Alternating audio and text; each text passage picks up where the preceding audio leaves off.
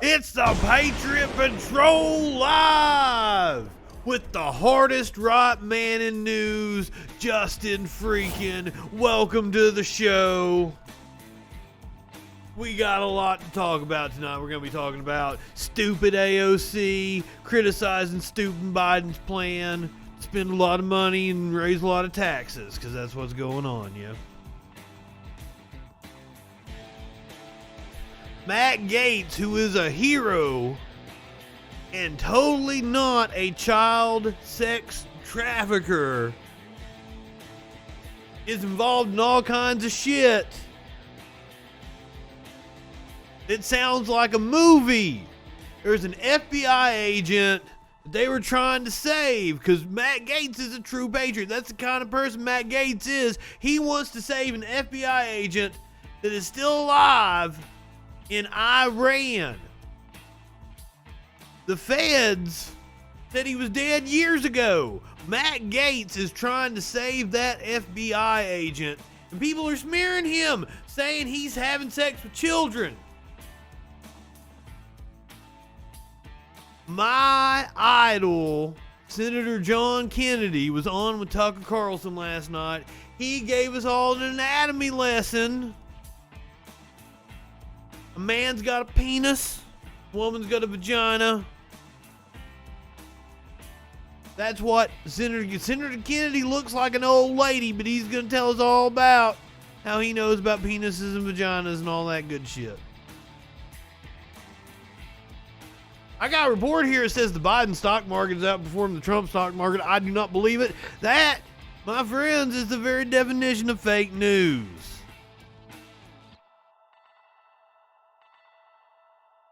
We're going to check up on the Derek Chauvin trial, that fucking patriot that killed that black man like he should have. Held him down, snuffed the life right out of him. Hopefully he's going to walk free. We're going to check in.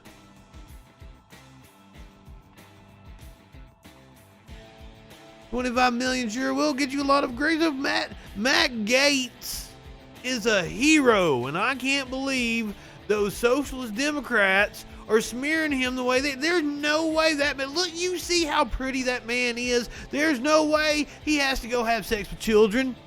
He can have all the women he wants. He can have any woman. His dad's rich. He's a pretty man. Have you seen the way he dresses? That man can rock. I'd fuck him. If being homosexual wasn't a sin, I'd fuck Matt Gaetz.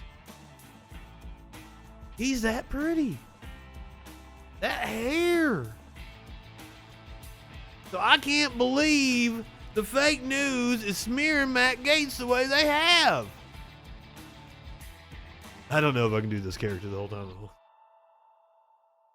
We got a video of a dog biting a cop. I usually like dogs, but now we gotta support the thin blue line now. Plus a lot more. A Newsmax anchor said he blacked out after smoking just a little bit of pot. Woke up in fucking Abu Dhabi or some shit. We're going to hear from him. Apparently, he says not to do drugs, but I don't know if I'm going to be high enough to hear his story.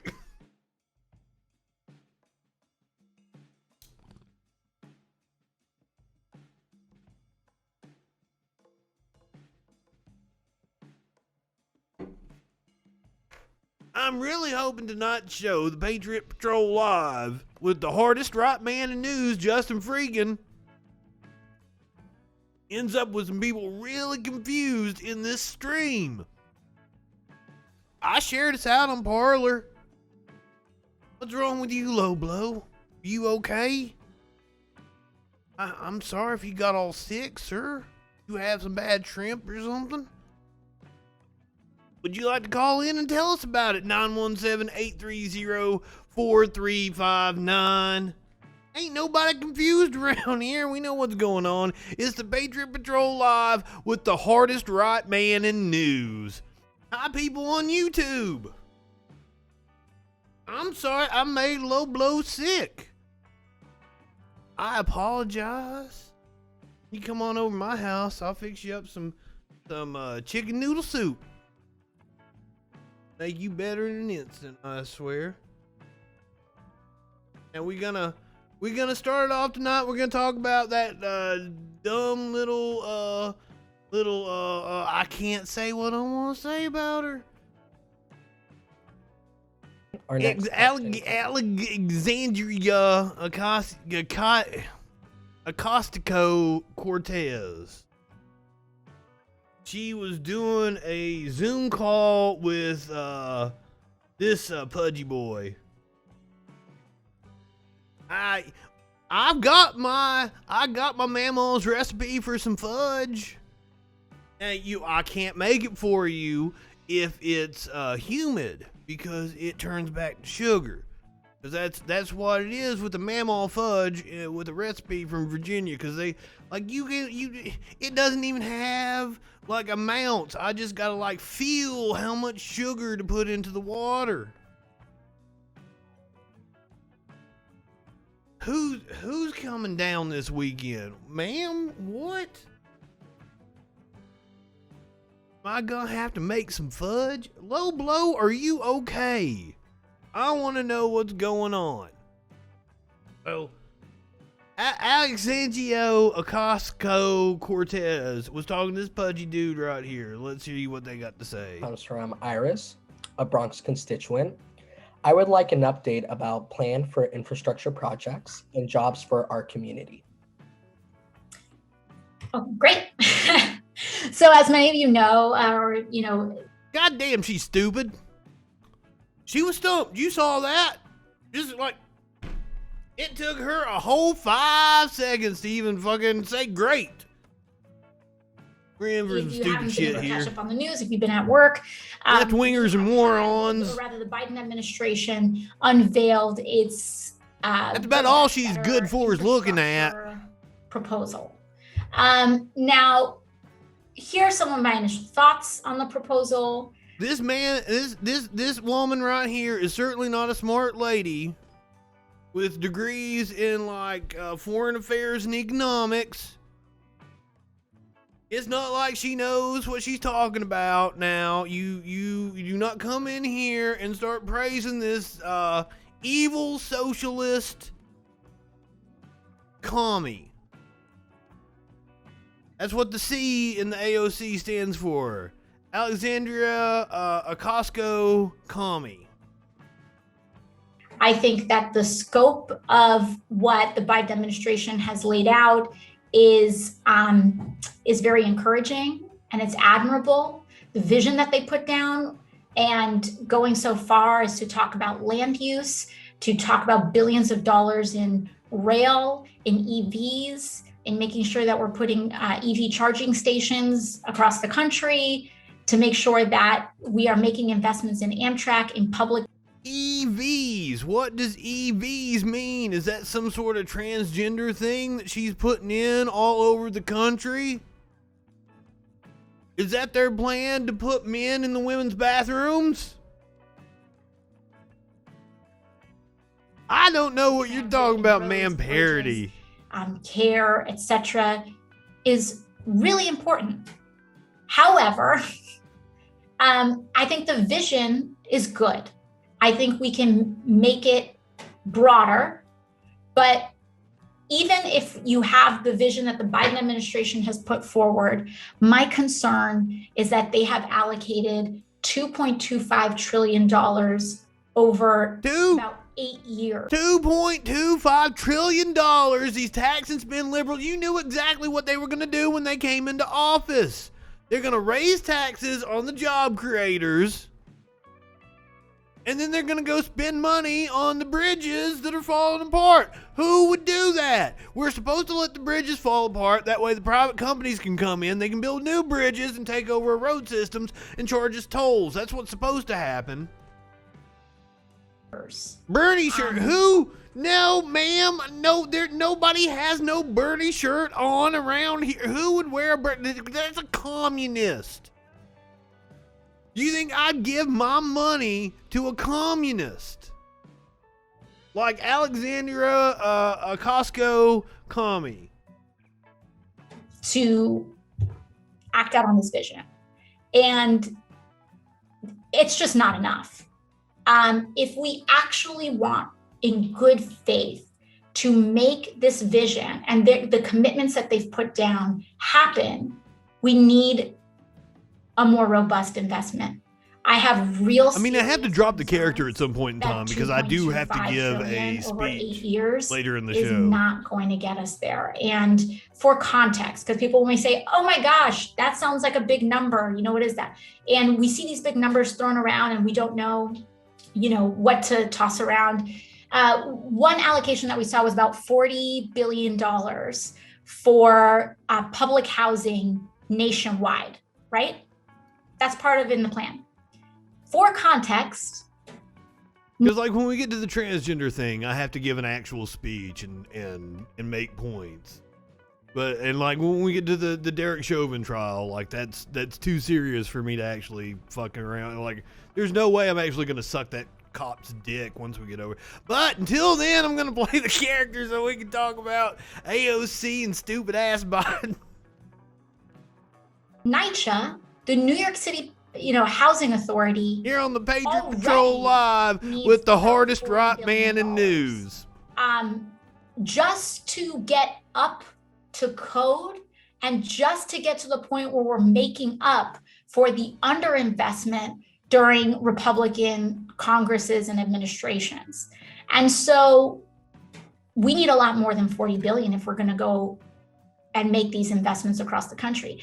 And that's just getting NYCHA up to code. That's not including new bill. That's what she's talking about is the 2.5 trillion that Biden has proposed is actually over 10 years. I didn't know that when we were listening to the initial proposal. It is woefully inadequate for the situation that we are in. Remember, I said last night on the show, look up the ratings of the bridges and the roads in your town and be just fucking shocked. You may not want to go out and drive on them. I started freaking out on bridges because I know how fucking dilapidated they are.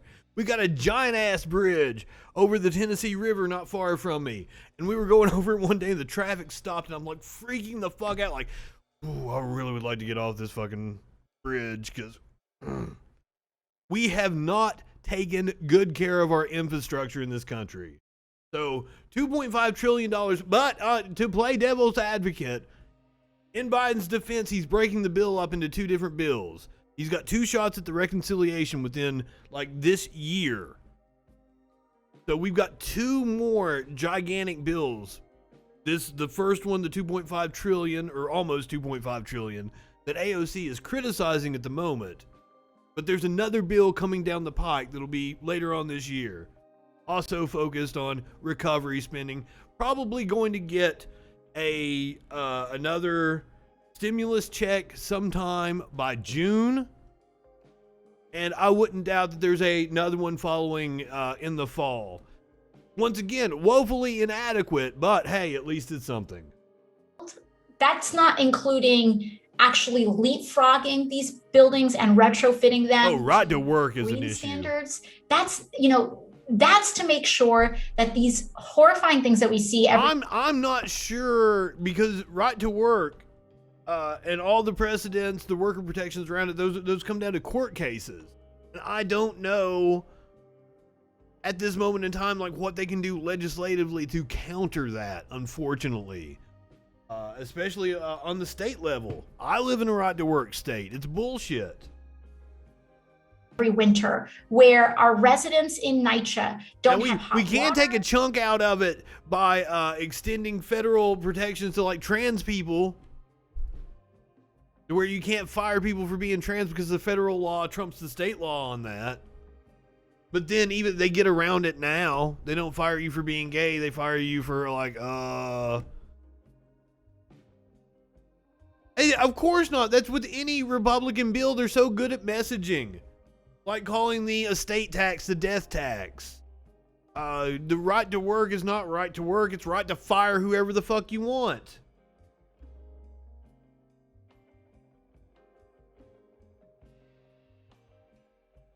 I have a look up the Salty Pastor on YouTube. He did a fantastic breakdown of the theology at my advice that he do this for the Little Nas X video.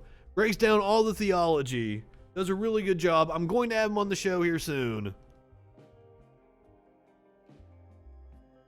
I was going to ask him on for tomorrow, but I'm sure he's a fucking reverend. I'm sure he's fucking busy because it's Easter weekend.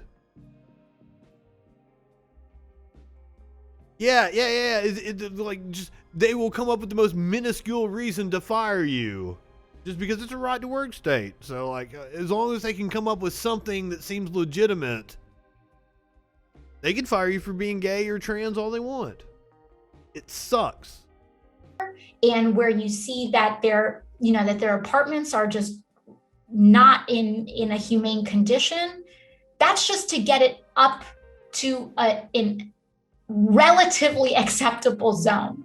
And so to talk about the context of what we need, that's why we need so much more.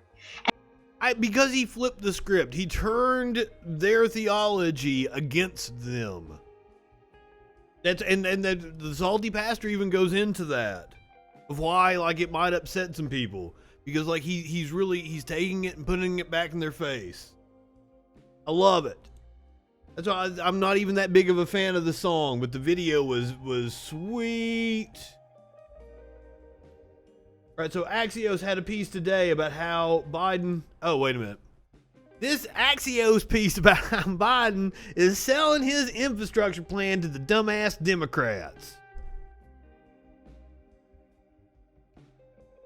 They constantly make we are constantly upset about Cardi B. Cardi B makes me feel like I got a dick about this big. Do you not understand that? Cardi B is a powerful woman that speaks her mind and is in control.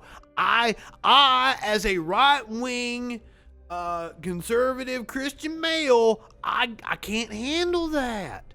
I can't handle challenges to my power, my authority, my manhood. And like, she's all of that wrapped into one, and it drives me nuts. Don't you get that?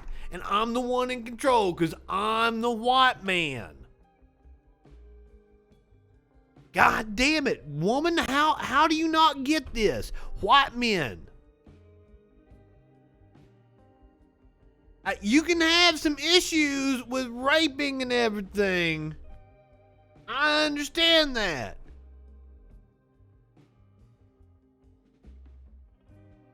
Ma'am, I got the biggest truck with the biggest tires. You can't go any. They're huge. I'm lying. I don't even have a truck. White House senior advisor Anita Dunn is making the case that Democrats can't lose by rallying around President Biden's infrastructure plan because its individual components poll even higher than it would be really annoying if I read it like that, wouldn't it? White House senior advisor Anita Dunn is making the case that Democrats can't lose by rallying around President Biden's infrastructure plan because its individual components all poll even higher than the $1.9 trillion COVID stimulus passed last month. So all the individual components of his infrastructure bill are highly popular even among Republicans.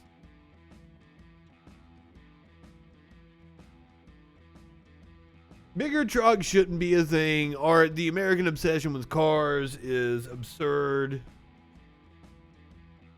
The only reason you need a big truck is if you're like, cause I criticize people that are out here with these big ass trucks that are shiny, don't look like they've been in the dirt. You aren't actually hauling anything. You don't have any tools in the back of your truck. Like, what are you, a poser? Yeah, fuck that shit. But big trucks can come in handy if you've got actual stuff to do. Key components of President Biden's American Jobs Plan are overwhelmingly popular among a bipartisan and broad coalition. With a price tag of between $2.2 trillion and $2.7 trillion, depending on how it's calculated, it already has come under fire from Republican lawmakers and faces resistance from some moderate Democrats. Hey, Jessica, I bet it's your senator that's going to be a holdout on this. one of the YouTube channels I watch about election news. It was a very dry channel too. They had a video today that was like Joe Manchin switches parties. They had me. I'm like, oh yeah, it's April Fools. People do shit like fucking make their show the Patriot Patrol. With the hardest right man in news. But Dunn's memo suggests that rather than worry, Democrats can lean into the popularity of the individual components they need to. That is the problem with Democrats, is they never own their legislation, even the shit that's popular. They don't own it. Dunn cites public polling showing between 74% and 87% support among Americans for 7 elements: new job training for coal miners, highway and bridge work, increasing affordable child care, expanding broadband access, expanding family and medical leave, upgrading public transportation, and investing in clean energy. So Axios also published the Amtrak unveiling their vision of an expanded rail map under Biden's infrastructure plan.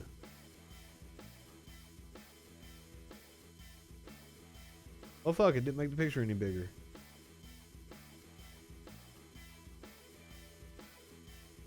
The expanded rail system, funded with $80 billion from Biden's infrastructure plan, allocates rail specifically.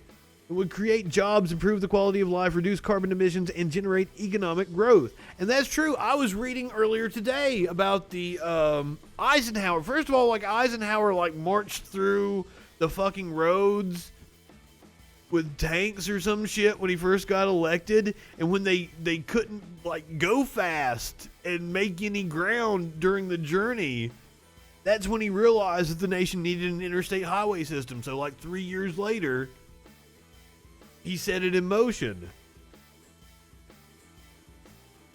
There's no way coal is coming back. There's no coal to come back. We reached peak coal in the 90s. Peak coal, because you can only mine out 50% of the coal before you get to a point where on the other side of that, it costs more and more to dig further and further down to get more and more coal. So once you reach peak coal, it's no longer efficient to be able to mine it, because you have to keep going down, or take the fucking tops off the mountains, which I'm completely against. I shed a tear every time I drive into my hometown and I see the strip-topped fucking mountains with the weird trees. You can only plant evergreen trees there because other forestation won't grow. And they cover it with gravel. It looks so weird, fucking up the natural beauty of those goddamn mountains. I can't take it.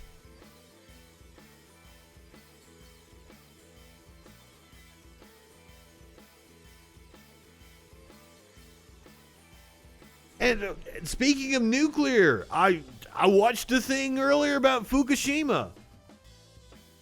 Because, I'm on the fence about nuclear energy. I have my concerns. You watch something about Fukushima. And that, because I didn't know, that wasn't just a one-night event. It took a week before, those motherfuckers started popping off. But then on the flip side of that, Fukushima was a really old reactor. The workers came out and they said it hadn't been maintained. New safety precautions have been invented. So I'm still on the fence about nuclear. If we could do without it, let's do it, because fuck. We've come close to fucking ending life on this planet a couple different times. Handful of times. So but I'm also not against it, because I'm not against science if it can be done safely, and that's above my pay grade. I'm against a pipeline for numerous reasons, and going through sovereign land is one of them. Not only that pipeline, the Keystone pipeline, the fucking pipeline that runs through Appalachia, which has gotten way less coverage. Fuck that pipeline too. But I am for an expanded rail system. Being able to have high-speed rail and go across the country in like a day would be like cool. The envisioned train network would create up to 30 plus new routes in 15 more states, connecting 160 more communities and serving 20 million more passengers. The company also says the expanded map would lower, and the thing about the Keystone Pipeline, now that you got me, because the Keystone Pipeline, Biden killing that was what killed all the jobs. It drove the oil price up, even though that pipeline was pushing shell oil out of Canada that they were selling to China to refine it. Because shell oil is like it's from the tar sands.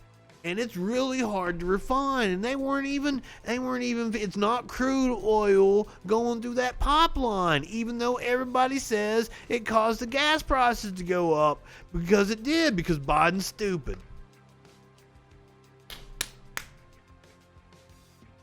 President Biden's infrastructure plan is what the nation has been waiting for, said Amtrak CEO Bill Flynn. Now, we all know Biden's fondness for Amtrak.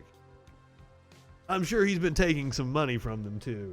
America needs a rail network that offers frequent, reliable, sustainable, and equitable train service. Now is our time. Let's make rail the solution. I wholeheartedly agree. Now, they did not mention high-speed rail, but I'm wondering if that's what these yellow lines are in this system. Can't see the key in order to deduce that. Now the GOP has come forward and played their hand about how they are going to be. Oh, I'm sure they did.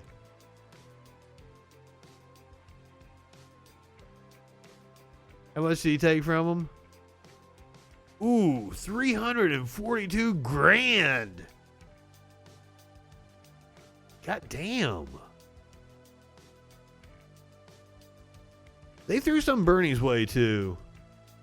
They were gonna they threw some Trump's way. They were gonna get behind whoever won because they were gonna push their plan.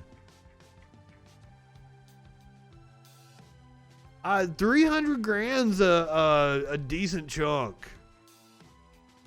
But you can't deny, while it might be good for Amtrak, you can't deny that it wouldn't be good for the country. But now I want to know about investment in high-speed rail.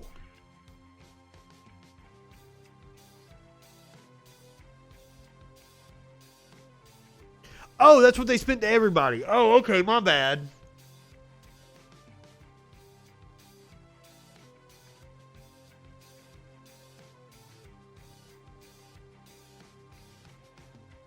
I saw the 342. I thought that was Biden, and then I went down and looked at Trump and Bernie.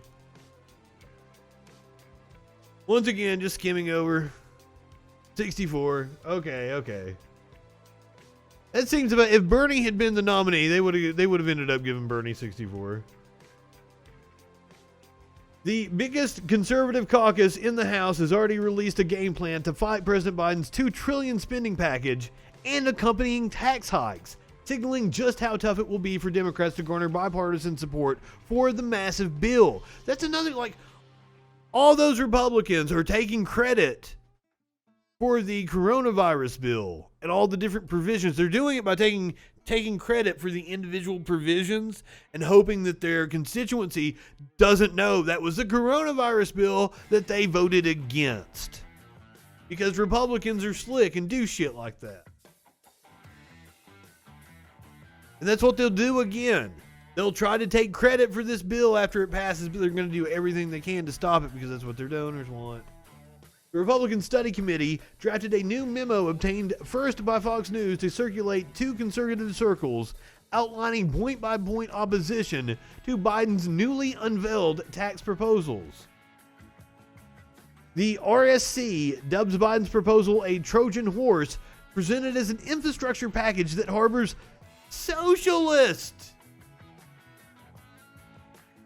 These goddamn socialists, they are taking everything over. Now, never mind the fact that Biden has been 100% bought and paid for by the American financial industry.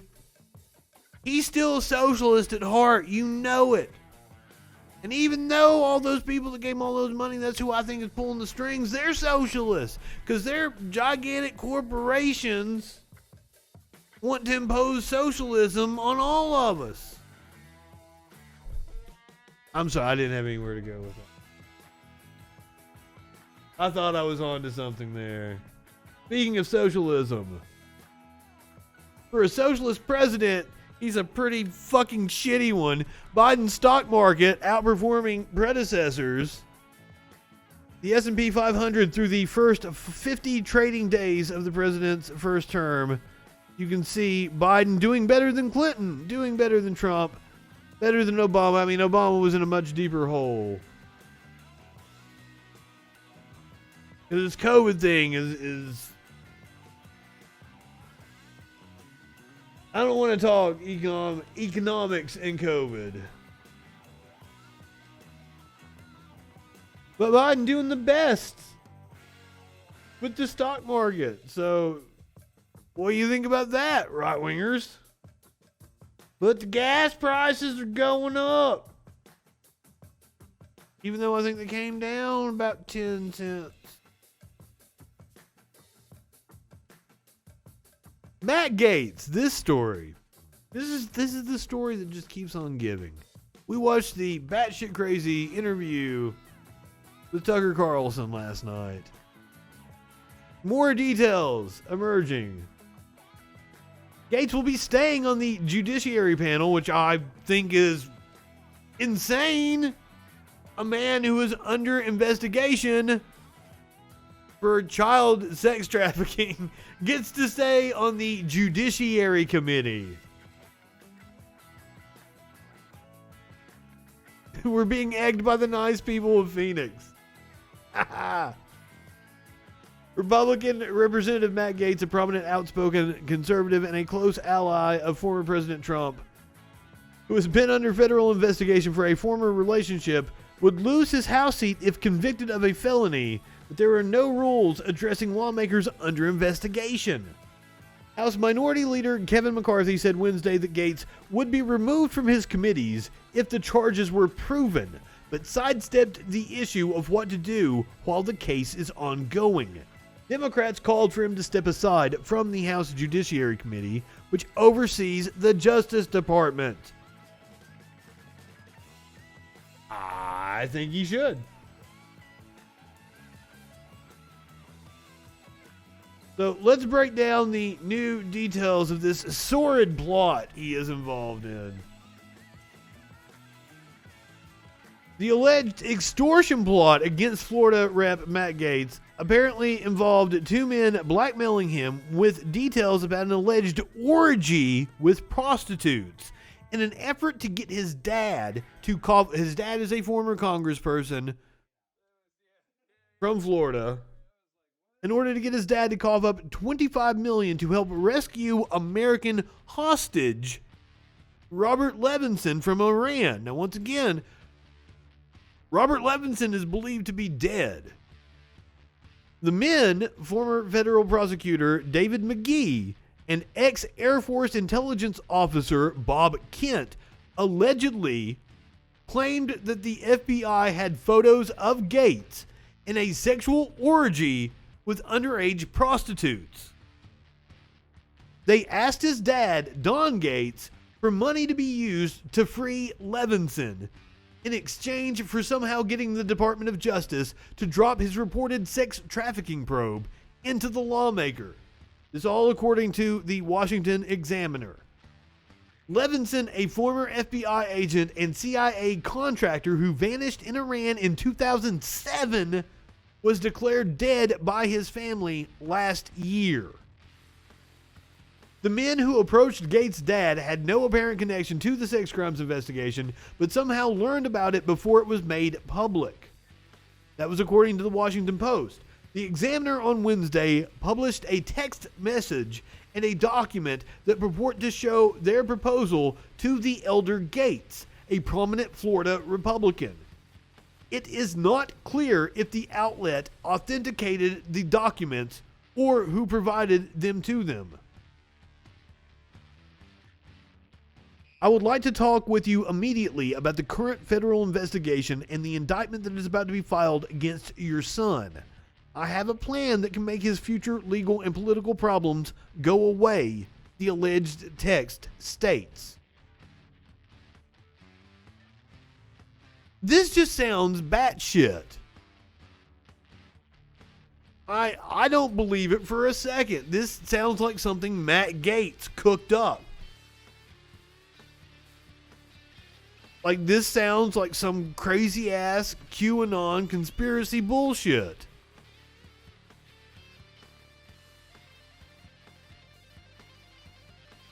It does. It sounds like, that's what I said last night. It sounds like 24, but not even early on 24. It was like late in the series 24 where it got real convoluted.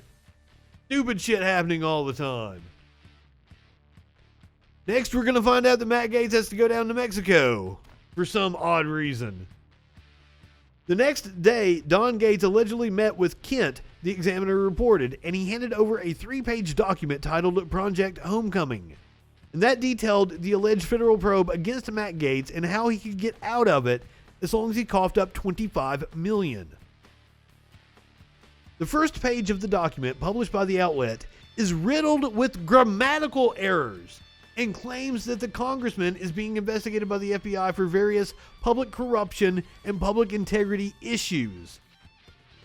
It states that the FBI became aware of compromising pictures showing Matt Gaetz and an unnamed election official involved in a sexual orgy with underage prostitutes in Maitland, Florida, outside of Orlando, and a grand jury has been convened in the Middle District of Florida. Our strategy for Congressman Gaetz to mitigate his legal and political troubles would be for him or someone else to arrange for funds required to obtain the immediate release of Robert Levinson from captivity in Iran. The Levinson thing being thrown in there, that's what makes me feel like it's something for QAnon. It's some QAnon red meat. In exchange for the funds being arranged and upon release of Robert Levinson, Congressman Gaetz shall be given credit for facilitating the release of Mr. Levinson. He shall also be in on the plan that returns Mr. Levinson to freedom and shall be the person to reunite Mr. Levinson with his family and being Mr. Levinson and being Mr. Levinson back to the United States. That must have been one of the grammatical errors. Don Gaetz contacted the FBI about the proposal, and the agency is investigating whether it constitutes an extortion attempt against Gaetz' family, according to the Washington Post. So this is a picture of this Levinson guy from back in 2007. The release comes after the New York Times published a report Tuesday saying federal investigators are working to determine if the congressman paid a 17-year-old for sex and enticed her to travel, which violates federal sex trafficking laws. Gaetz has emphatically denied the allegations and went on Tucker Carlson late Tuesday to make a fool of himself. McGee has repeatedly denied his involvement in the alleged extortion, telling the Washington Post on Tuesday the allegations are a blatant attempt to distract from the fact that he's under investigation for sex trafficking of minors.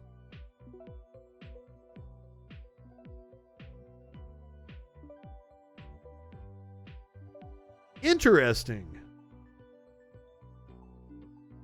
I have no connection with the case at all, other than one of 1,000 people who have heard the rumors. McGee has long represented the Levinson family in their quest to find the missing operative. Wow. Don Gaetz, who told Politico Wednesday he wore a wire during one of his alleged meetings with McGee at the behest of the FBI, claimed he asked his attorney, Jeffrey Neiman, to establish a record of cooperation with David Goldberg, an assistant U.S. attorney for the Northern District of Florida. See, I think it's one of those things where, like I said, like Trump released the transcript that showed he was guilty. I think they just confront things head on. So before the indictment for the child trafficking could come out, he concocted this bizarre fucking story that sounds like something QAnon would buy right into, and he wouldn't lose favor with that crowd who is his base anyway. But hey, both things could be true. He could be guilty of child sex trafficking and also be being extorted by somebody. I kind of think that's not as likely, but that's a possibility.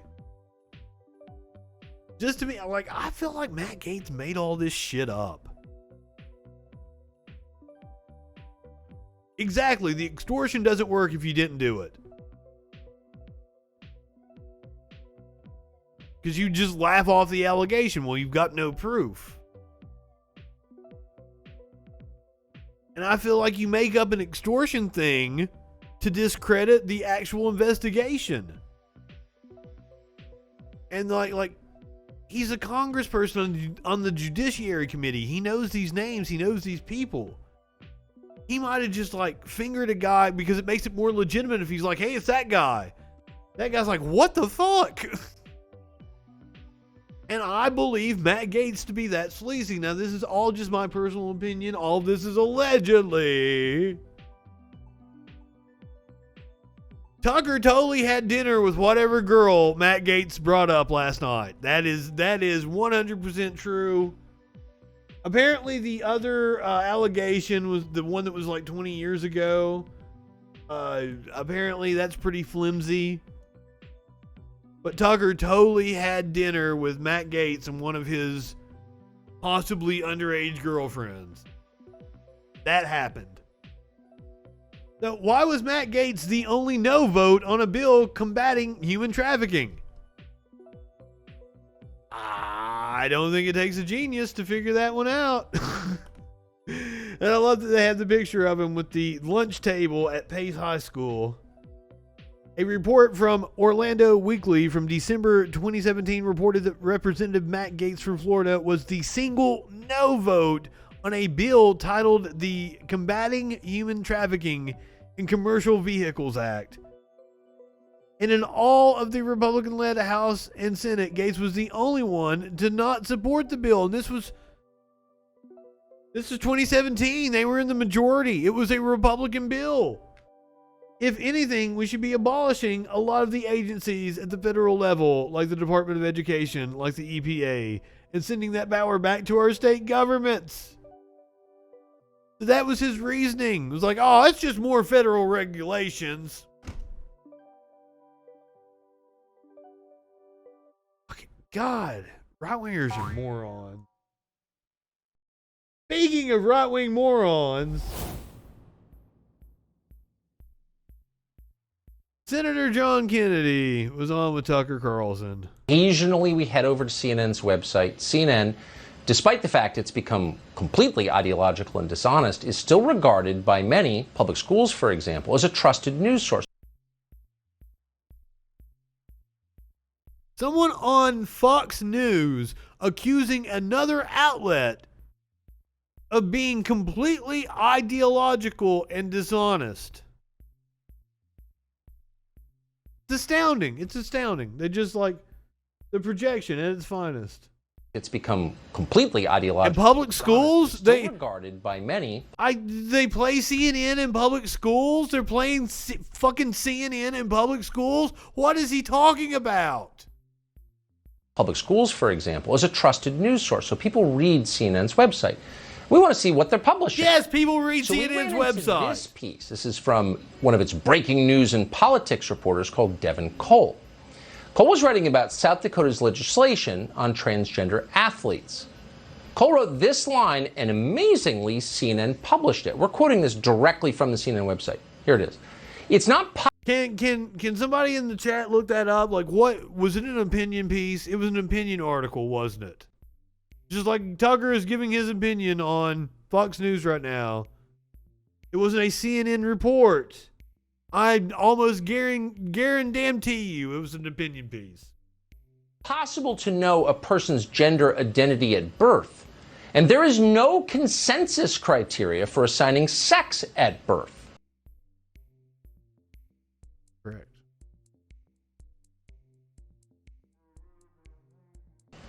Meaning that for literally hundreds of thousands of years, human beings have been reproducing in caves, huts, hospitals. This little squealing human comes out butt naked, and no one has been able to determine whether this kid was a boy or a girl. No one has known, because there's just no way to know, because biology is not real.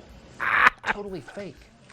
I'm going to explain this here in just a second. If you were to have a baby, if you were to take time from your vacationing and your internet use and your weed smoke, if you actually decided to perpetuate the species and you had a child, how would you know if that child was a boy or a girl? Well, obviously we don't know. Only had 4 of them. But we thought that possibly those poor kids too. They look like fucking Tucker's kids look like children of the corn.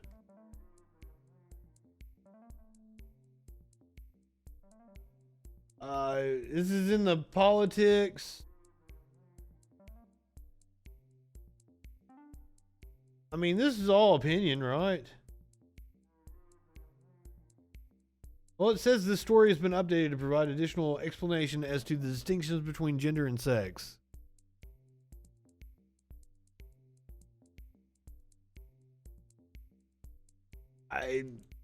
It also isn't really labeled as news. South Dakota's Republican Governor Kristi Noem here. This is the article in question.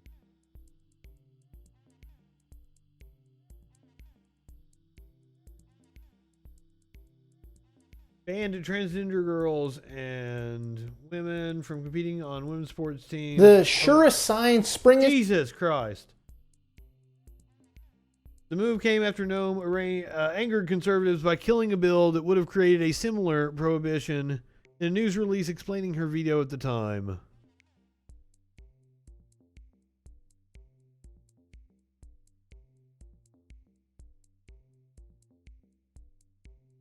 So it's not possible to know a person's gender identity at birth. And for some, now he's talking about gender identity. So you don't know how someone is going to want to express themselves. That's what he's talking about. And for some people, the sex listed on their original birth certificate is a misleading way of describing the body they have. That is correct. That Tucker only took half of that sentence right there. No, it's that sentence right there. There's an and, there's a conjunction to it. While sex is a category that refers broadly to physiology, a person's gender is an innate sense of identity. The factors that go into determining the sex listed on a person's birth certificate, this is all fucking straight up. So, sorry, Tucker. Erudite men in the U.S. Senate might have some sense of... And like, the outrage by the snowflake at that statement. I imagine he wants to censor that. So remember, cancel culture. I'm sure Tucker wants to censor the CNN article so that they don't say that stuff. Because men are men and boys are boys, girls are girls. And Tucker had dinner with Matt Gaetz' little girlfriend. Exactly. Like the sentence makes perfect sense. Tucker left that off. Of how to designate biological sex at birth. Senator, I appreciate your coming on for this departure from your normal political agenda to give us a biology lesson. How do you know if it's a boy or a girl? Also, tell me, like, how do you know if that is an old lady or a man? That looks like my grandmother. He looks exactly like my grandmama that made me biscuits and gravy. He's wearing makeup.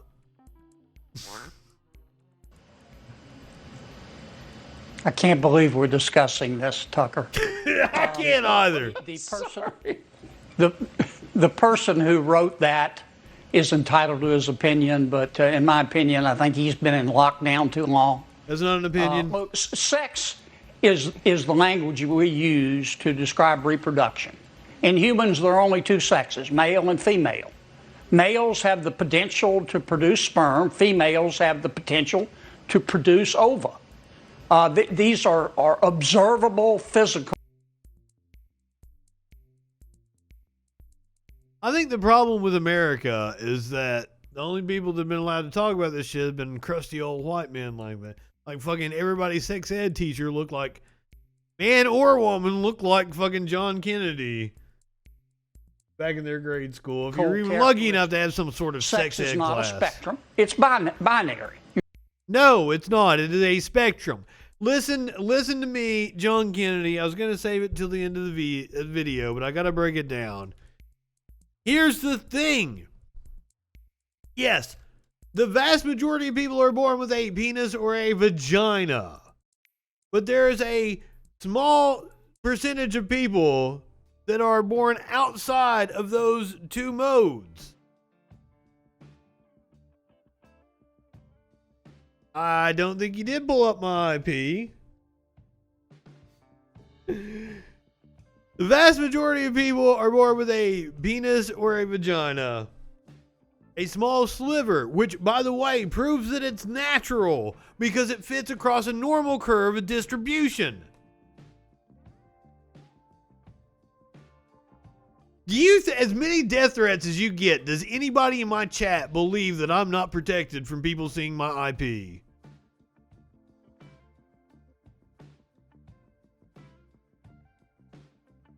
So the vast majority of people are born with a penis or vagina. A small section of the population are born intersex. They could have no sex organ, both sex organs. There are some people that have clits so big that doctors think they're penises, and they can have penises so small that doctors think that those are little clits. Proving gender is a spectrum because it is distributed across a normal curve. Okay, so you break it down to your mean. You get your one standard deviation to each side. That's your people with your normal size penises, your normal size vaginas. Imagine not having a VPN. As little.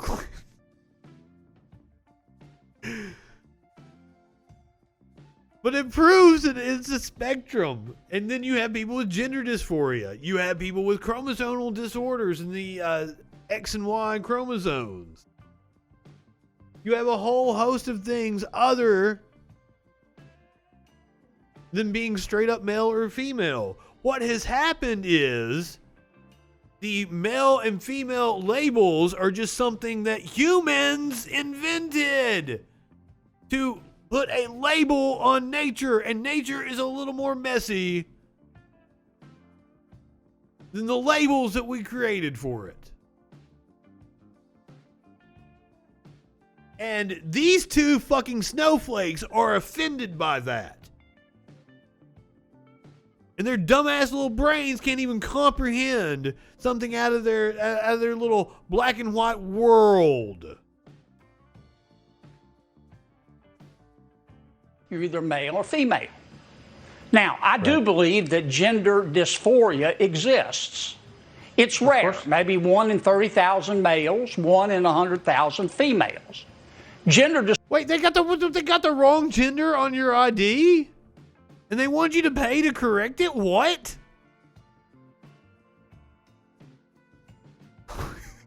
That's awesome.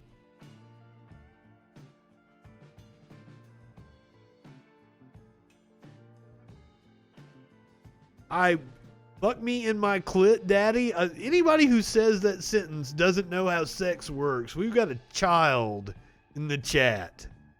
This is not a child's chat, sir. This is for real men. Only real patriots come here to the Patriot Patrol, sir. With the hardest right man in news. Breaking it down for you and letting you know how it really is. Because those socialist Democrats, they'll lie to you. They're trying to get the communism here in America, and we don't go for that. We only like real men like Tucker Carlson and Mamaw Kennedy. Dysphoria is not an observable physical characteristic. It's an internal feeling.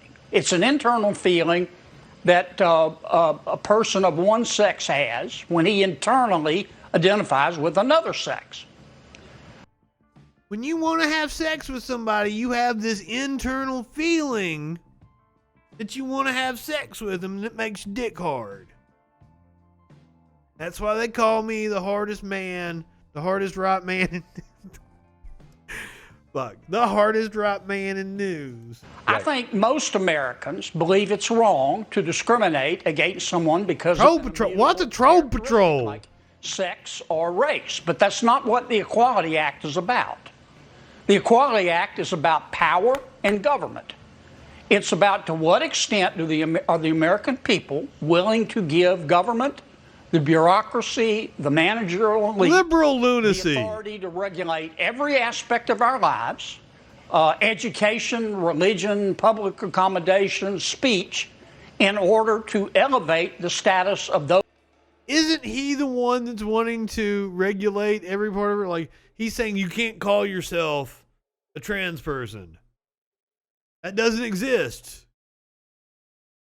I don't understand it. Those who either have or claim to have gender dysphoria.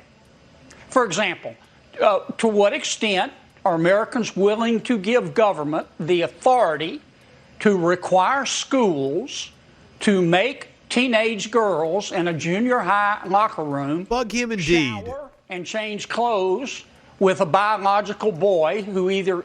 Can somebody like that has been closer to school tell me, like, I've been out for years, did they make people shower? I never once in my entire time in school did I see another student naked. That wasn't a thing that happened. And I was in locker rooms. We did PE. What the fuck what is he talking about? Showers. What? Never once took a shower at school. What the fuck is he talking about?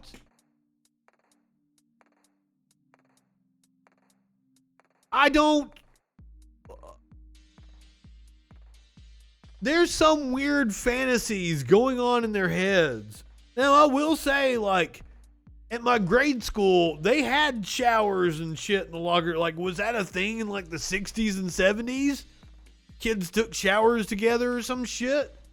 Because it was like one big open community shower, like, ooh. But it was like, there was no water. Like, the pipes didn't even work down there anymore. They used it as storage. Yeah, but they weren't used. Exactly. That was my experience. Like, who's making kids shower together? What the fuck? That's fucked up to begin with. No kids are shower...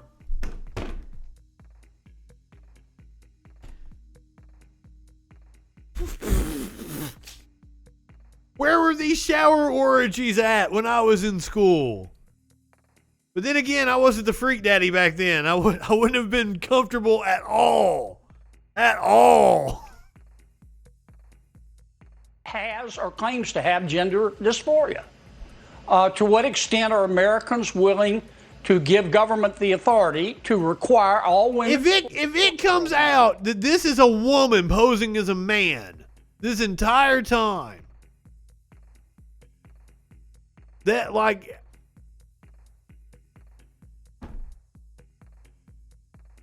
Come on, like, knowing Republicans and seeing how passionate he is about this issue. This is a woman, right? This is a repressed trans woman who's been living her life as a man.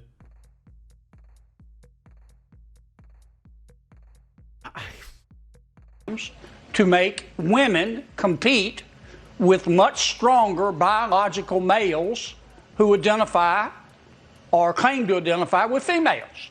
And that's what this debate is about. But that doesn't happen. Are there more than two sexes? I think that's pretty clearly settled. Mm-hmm. That is the calmest and clearest explanation, and I would say also that's how I see it. They're the ones trying to regulate things. Reality I've heard in a while. Very quickly, Senator, they're trying to make us lie about observable reality, about science. How should individual Americans who have no power respond when told they must lie? I think they should say no. I think they ought. Well, they should say no. I think they ought to ask their elected representatives when they talk this nonsense how they made it to the birth canal. Hey, sir, you're in a party where a man has been accused of trafficking children. If you are concerned about the safety of children, why don't you expel Matt Gaetz from your party? He was on with Tucker Carlson last.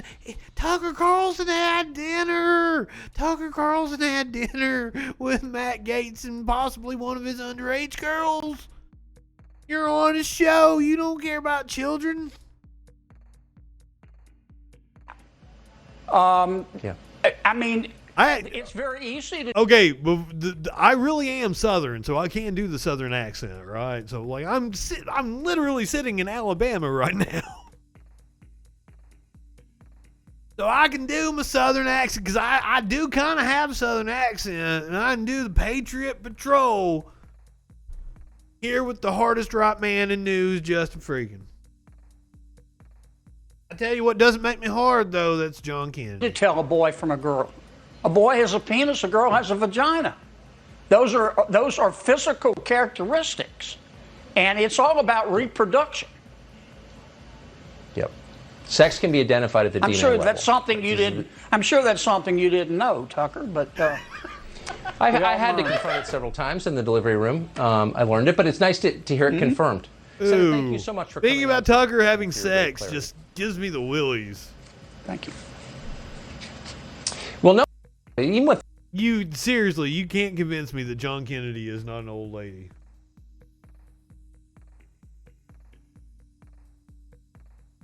So there's this host on Newsmax, and apparently, oh my God, destroyed.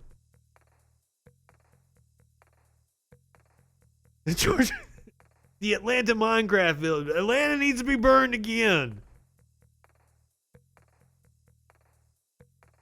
Where's General Sherman? I tell you who needs a light. That's Greg Kelly. He smoked some weed in Kentucky and he woke up in Africa. Oh shit, we got a video of him here, but first we gotta read the tweet. Smoking weed, aka grass, is not a good idea.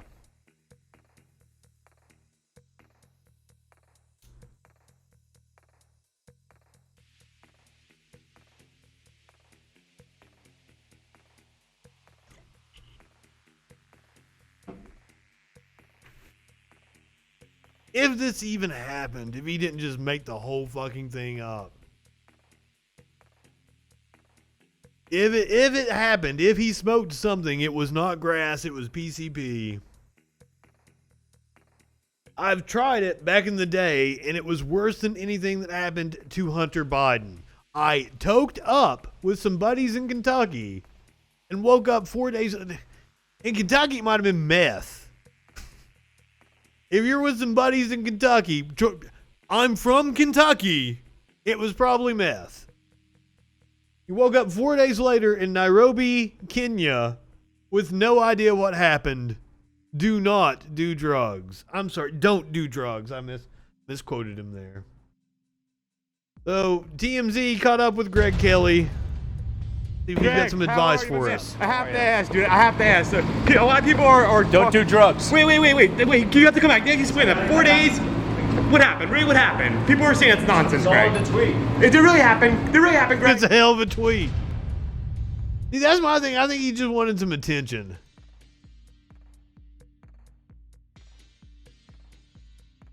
Durban poison. What's Durban poison? Oh, he said it's all in the tweet. I thought he said it's a hell of a tweet. I'm like, it is a hell of a tweet. I can't trust him. I can't trust a motherfucker who watches me do PCP. I've done a shit ton of drugs in my lifetime. I have never even come across PCP. I don't know what I would say if somebody offered me PCP. I don't think I want to try it. First of all, I don't do anything that's like an upper kind of because like I'm already bouncing off the walls as it is. Can you imagine me fucking on PCP? It wasn't pot. And according to TV shows, apparently there's a lot of people that go out and think they're smoking pot and it's PCP. Because that seems to be an episode of pretty much every sitcom, isn't it?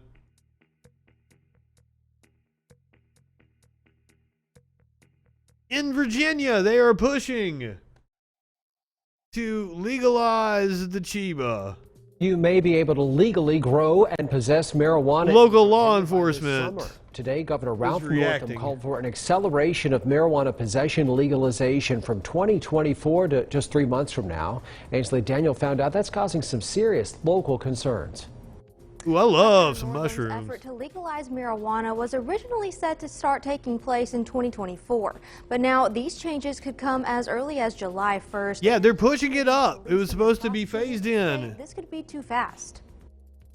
It don't explain a whole lot of that and how we're going to enforce some of those. Virginia Governor Ralph Northam's amendments to his marijuana legalization bill would allow people over the age of 21 to have up to 1 ounce of cannabis without the intent to distribute and to grow marijuana at home as soon as July 1st. Putting public safety in jeopardy for political points. How? And it's sad. How? It's dangerous, it's sad, and Virginia deserves better. Slimp is the Commonwealth Attorney for Wise County and Norton, Virginia. Slimp supports marijuana legalization, including Honest fucking.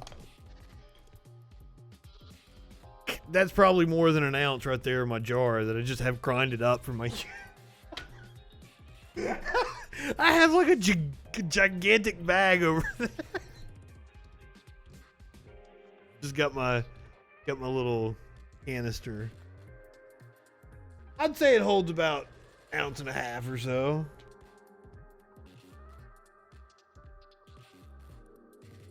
Well, hopefully I made this proclamation the other day on the show. Hopefully, Joe Biden, if he's smart, we have some sort of federal proclamation on 420. It's coming up. He can do that with one move. What a 420 day that would be. What a popular move it would be.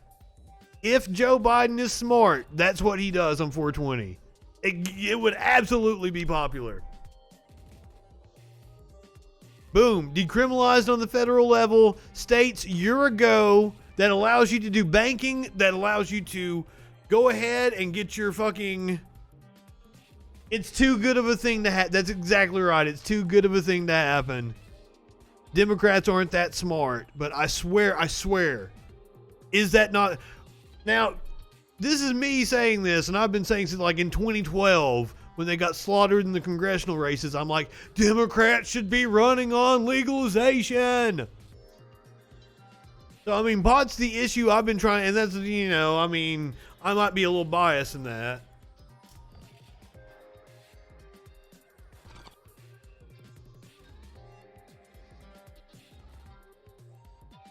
But I mean, there's a reason why Governor Northam is pushing it up. Is because his state is coming up on a budget shortfall because of the COVID. So he wants to push up the weed to generate more tax revenue. Every state that's legalized it, more tax revenue.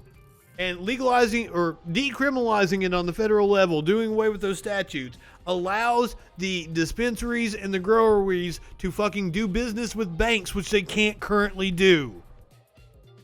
Stroke of the pen by Joe Biden. If he does it on 420, it's an incredibly smart move.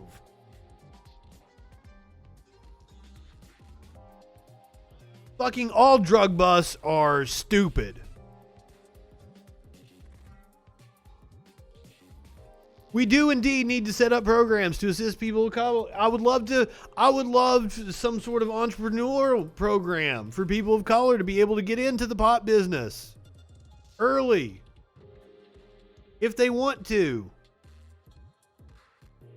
People who have been disproportionately affected.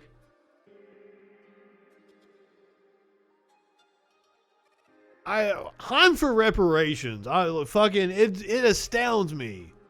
Fucking Britain paid reparations to slave owners until like 2012. So fucking it's insane. The governor's goal of eventually allowing marijuana retail sales regulated by the state. But allowing people to possess and grow it this summer causes him to be concerned. I supported it with the caveat that we can tax it, we can regulate it, and we can make sure that it's safe for people to consume. And it's that pot. It's difficult for those under 21 to get a hold of. What size plants? How much? You know, that's where you're going to grow it out. You know, in your kitchen. I can understand, you know, having it for personal use. And I'm stoned as shit. Don't make fun of me. The growing of it in a household with maybe kids, that's what bothers me more than anything. Both Eads and Slimp say their focus and resources have been turned to other drugs, like meth. We had 2 drug dogs that we were having to get rid of because we can't use them anymore because they're imprinted with marijuana. You know, they smell marijuana. So we're having to go to expense. Okay, so in Kentucky in like 1999, when I'm like first starting smoking pot, it's just all dirt weed and shit. Seeing where like this shit is insane. The comparison between it, like they're not even in the same category. It's amazing.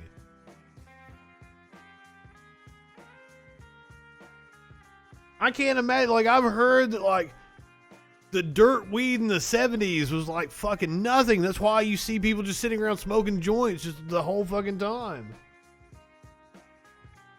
I take one bong rip off of this and I'm in another fucking universe.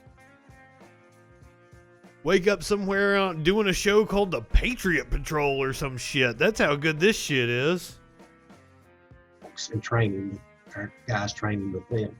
With no reimbursement. I've got a gas mask. I break it out when I have visitors. Lawmakers will take up the governor's accelerated legalization plan next month. At this point, retail sales of marijuana would be years away, possibly even in January of 2024. Josh? Oh, maybe I was off on his wanting to raise tax revenue then. Maybe that wasn't behind his push. He just wants to do the right thing. Good on him.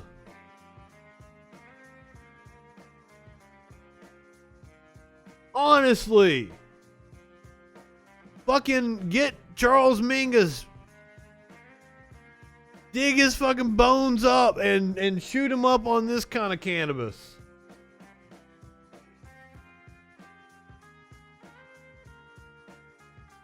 Clear criminal records and reparations.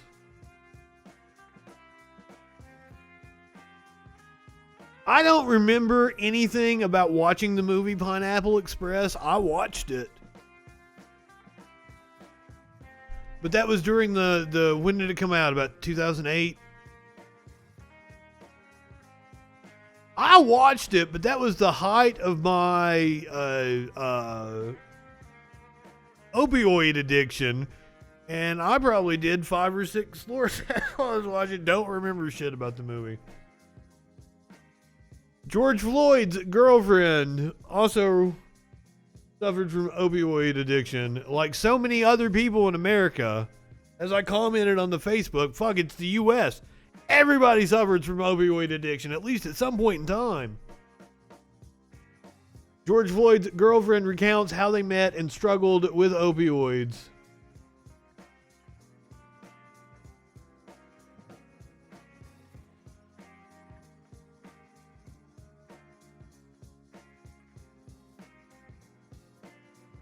Uh-oh, we might not have sound here.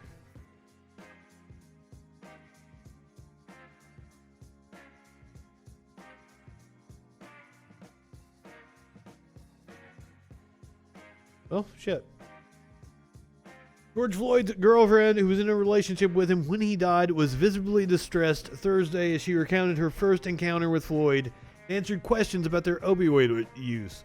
Prosecution and defense fought to sway jurors on day 4 of former Minneapolis police officer Derek Chauvin's murder trial, casting Floyd as a devoted partner and a drug-addled drifter, respectively. Prosecutors are seeking Chauvin's conviction on murder and manslaughter charges.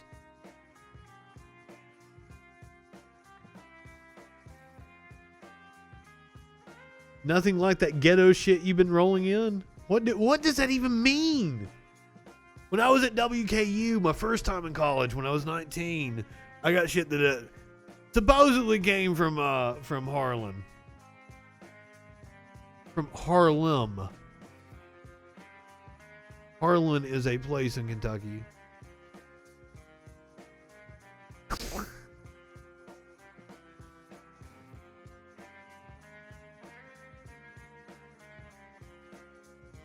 We had been through so much, my sons and I, Ross said, repeatedly apologizing to the court as she struggled to speak through emotion. This kind of person just to come up to me and say, "Can I pray with you?" It was so sweet.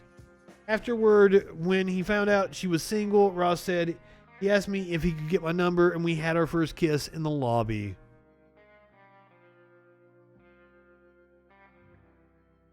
They enjoyed eating and spending every day together, she told jurors. But they also both struggled with opioid addiction, calling it a lifelong battle. Floyd used opioids to cope with injuries that stretched from his neck and shoulder blades down to his lower back, according to Ross. Both Floyd and I, our story, it's a classic story of how many people get addicted to opioids. In March 2020, Floyd was hospitalized for an overdose. Ross said he appeared to start using again 2 weeks before he died in May. Later on Thursday, saying the defense was focusing on Floyd's drug use because that is the go-to tactic when the facts are not on your side. Tens of thousands of Americans struggle with self-medication and opioid abuse and are treated with dignity, respect, and support, not brutality. Thank you. We are confident that the jury will see past that to arrive at the truth, that George Floyd would have lived to see another day if Derek Chauvin hadn't brutally ended his life in front of a crowd of witnesses pleading for his life. Fucking methadone? That shit is wild. I've only done it like once.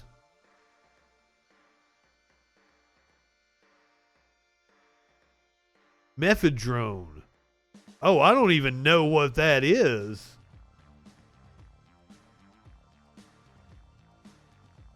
Oh. I did that shit like once and I didn't know how a door worked. I'm like, doorknobs don't make sense.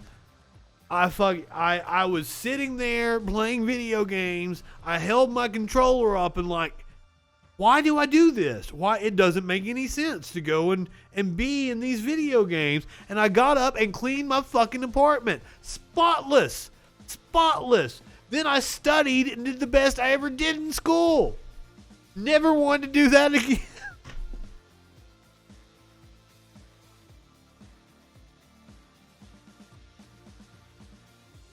So like it hit me like speed, and I don't like speed. It makes me like jittery and fucking nervous and shit, and like ooh, and like it gave me weird feelings in my stomach.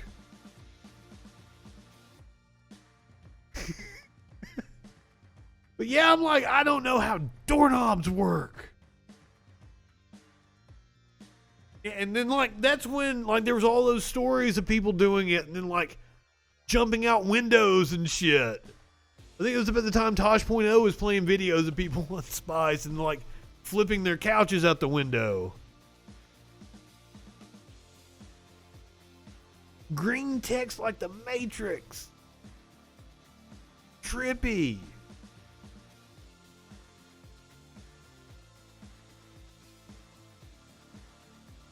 Meow meow.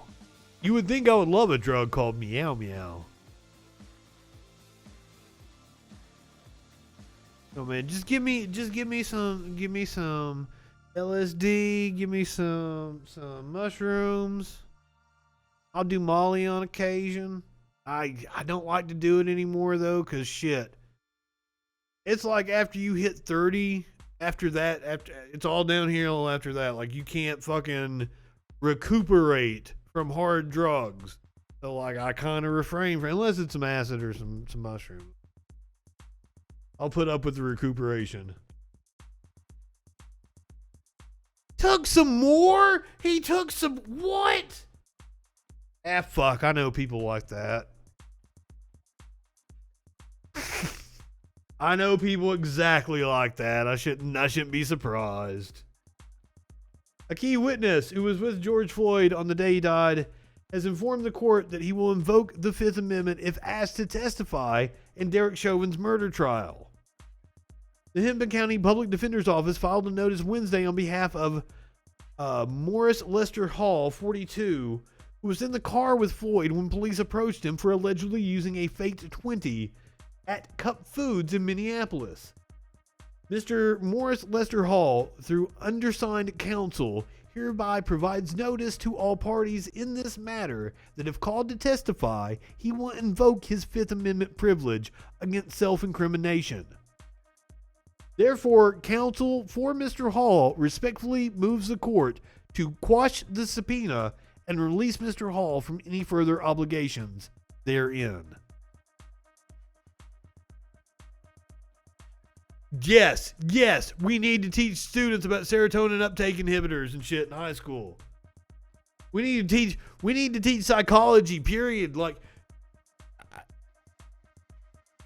one of the ways I was able to kick addiction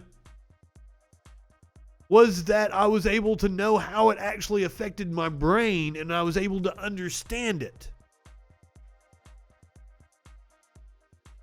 Because when I first started college, because one of my very first day, I'm in philosophy as a conversation. My girlfriend had some Suboxones, and I hate those things. Those things are horrible, but I don't think I'd ever done them before. I'd done them once or something, and I did a little bit before I went to class. I'm standing outside of my class, looking where the bathroom is. Because class already, somebody's giving a speech or something. Introducing yourselves on the first day or some shit.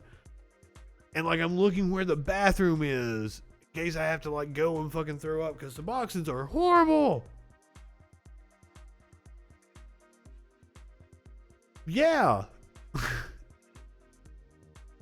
I totally know how I become addicted. You can become addicted to pretty much fucking anything. I know it because I do it. The reasons why I'm getting fat in my old age is because now I eat instead of doing drugs. After I get off here, I'm gonna go make a very rich potato broccoli soup.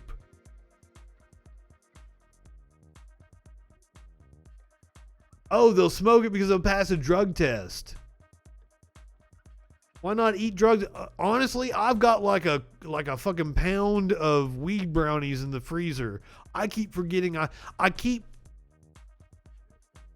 meaning to get all my work done because I've had shit to do.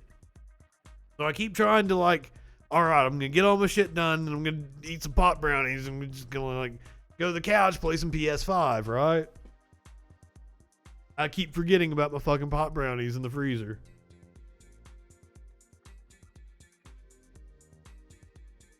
I'm also saving them for WrestleMania as well, but I've got a fucking pound of them. I've got plenty. I can go cut me off a piece. One of Derek Chauvin's supervisors testified today.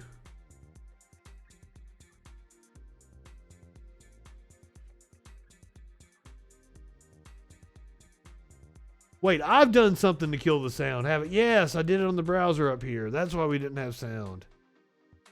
God, I'm stupid.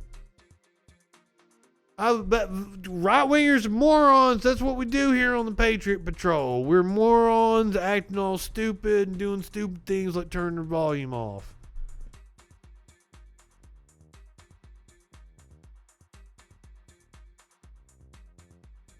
The fuck? I thought I fixed it. What is it?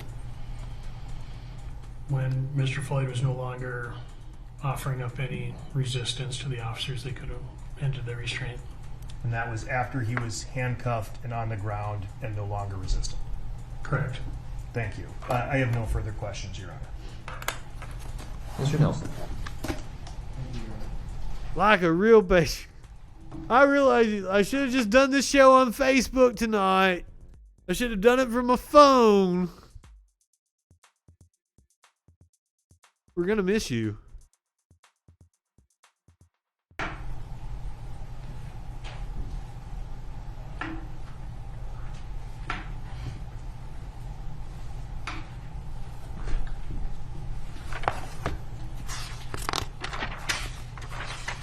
That's true, and it also depends on the person. Some people can do meth one time and be addicted, and other people like fucking me, like I'd do it and be like, fuck, I don't like that shit. Few questions that I had to follow up on with you. Nothing is all down to like any one thing. It's like the nature nurture argument. There's a lot of factors. The genetics have a big factor in it, and into how you will get addicted to something, the substance. Some people just find that chemical, man, that fucking it sparks something in their brain, but like fucking everything's a chemical, right? So there's just some people you look at, you meet eyes with them, and you just automatically want to fuck them. And like the lightning bolt hits you. Some people think that's love, by the way. It's not always love. Sometimes you just want to fuck somebody, and like once you fuck them, it's over. But people feel that lightning bolt and then like stay with somebody for 20 years and like end up killing them. They should make hallucinogenics legal in California. They decriminalized everything in Oregon. Sierra, if you're watching the show right now, I might have to come live with you. Because you're in Oregon. We can go party. Or I'm at least going to come up and see you soon.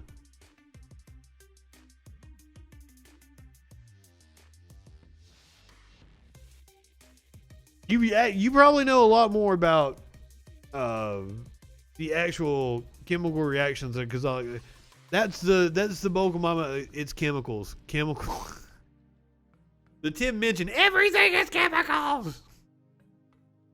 I have no fucking clue. Serotonin, dopamine, they make you happy. Command uses force. Are they required to immediately notify you? It depends on the type of force. Okay. Are there certain circumstances where you may get a phone call or a radio dispatch immediately? Yes. Are there certain circumstances? I'd love to melt into the floor. You may get a phone call or a report of a use of force within 10 to 15 minutes? Yes. Are there circumstances where you may get a use of force report or from an officer from an hour or two later? Not one that would cause me to have to go to the scene. That would be more immediate. They'd want to let me know right away because I need to get out there and interview the subject. Yeah, this is But it could happen within Derek more Chauvin's than, say, supervisor, I guess, 20 watch minutes captain. that you get that I don't know what his Yes. department would call it. It would be fair to say that in certain types of use of force, there may be other use of force cases. Yeah, it just there says may be supervisor other here. Activities that the I officer don't know what his needs to do. title is. David Pleoger, former Minneapolis Police Department sergeant and supervisor to Derek Chauvin. That you get that notification. Yes. It would be fair to say that in certain types of use of force, there may be Well, other ACAB, throw them all in use jail. of force cases. There may be other activities that the I don't know officer who'd do the needs throwing to in do that after the instance. Use of force. Would you agree with that? Yes. So they may use force against suspect number one, but then they have to apprehend suspect number two, for example, right? Yes. And they've used force on number one, but they get number two detained and it takes some time, then they call you, right? Yes. Or, for example, an officer may use force on someone, conduct some additional investigation, whether it be interviewing witnesses or gathering evidence, and then call you to report the use of force, right? Yes. Is there a policy within the Minneapolis Police Department that requires an officer who uses force to do that through dispatch channels? No. They could call you on your cell phone. Yes. They could send you a text. Yes. Basically, their requirement is that they need to reach out to you and say, hey, we need you to come to the scene, right? We Yes. use force.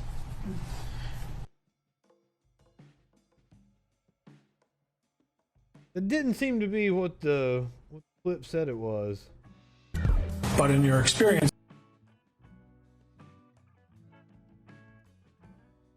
But once again, we will be keeping an eye on the trial. When it goes to closing arguments, we're going to live stream from then on. We'll be here for the verdict. Probably going to happen sometime at the end of next week. Now we have another cop abusing his power. I think this one was in Texas, yes. A Texas deputy under fire for pushing a teen. He is gonna say something.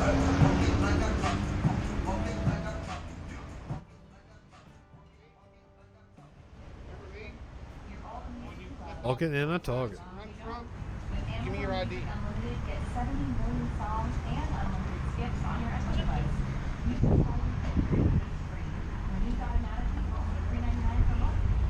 Okay, first with Chauvin. I don't think he gets he gets convicted. Okay, I thought you said I'm sorry, I misread that. He gets convicted on 420. We get decriminalized. God, what a day that would be.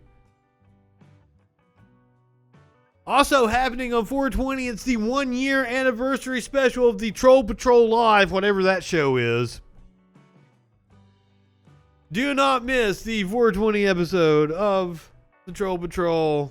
We're going to be coming on at 4 o'clock Eastern Time. We're going to be celebrating 420 in all of the different time zones across America. Producer Dave is going to join us at some point in time.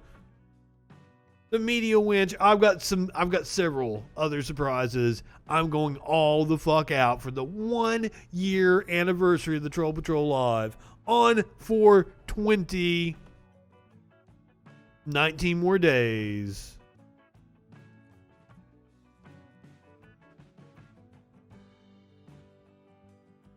Tones is indeed smart. I like Tones too. I bump into Tones in other rooms when I'm there. You've got good taste in streamers.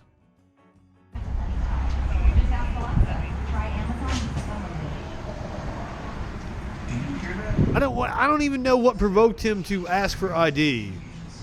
Working smoothly behind the scenes to curate its own content. Don't run from me, boy. I'll beat your right here. Turn around and put your hands behind your back before I beat the out of you. Don't before I beat the shit. Once again, this is a teenager. He just assaulted a kid. Turn around and put your hands behind your back. Roll over. Hey, all I was gonna do was talk to you. But now Really? He said all I was gonna do was talk to you, and for what? What in the fuck what reason did you even have? A sheriff's deputy in Texas is under investigation after he was captured on camera threatening to beat the crap. He said beat the shit out of a teen, and then actually did punch him in the face. And it was from behind. He punched him from behind. The disturbing incident went down last Friday in Harris County, where a 16-year-old named Carlos and his buddy had just pulled into a gas station on their ATVs. The deputy beelined it for Carlos and then asked him for his ID, and things went south real quick.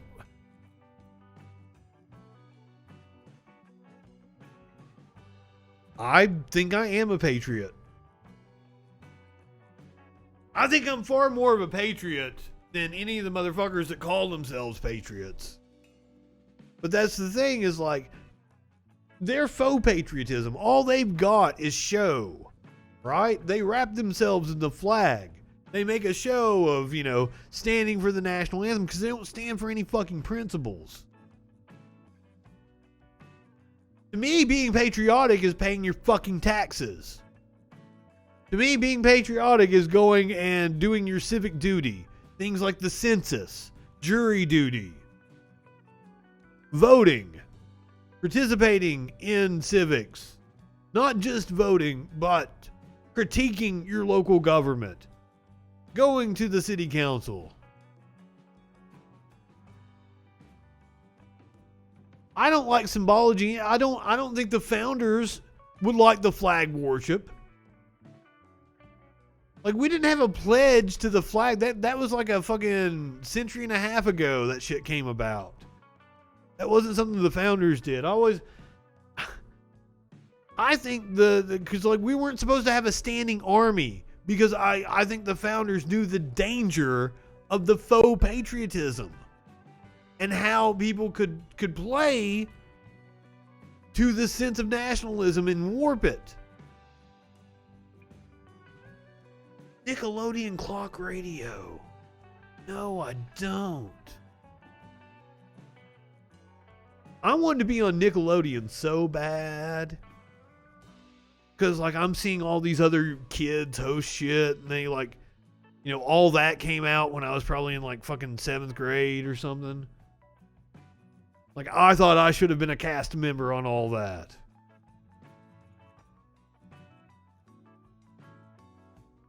I don't remember that at all, no.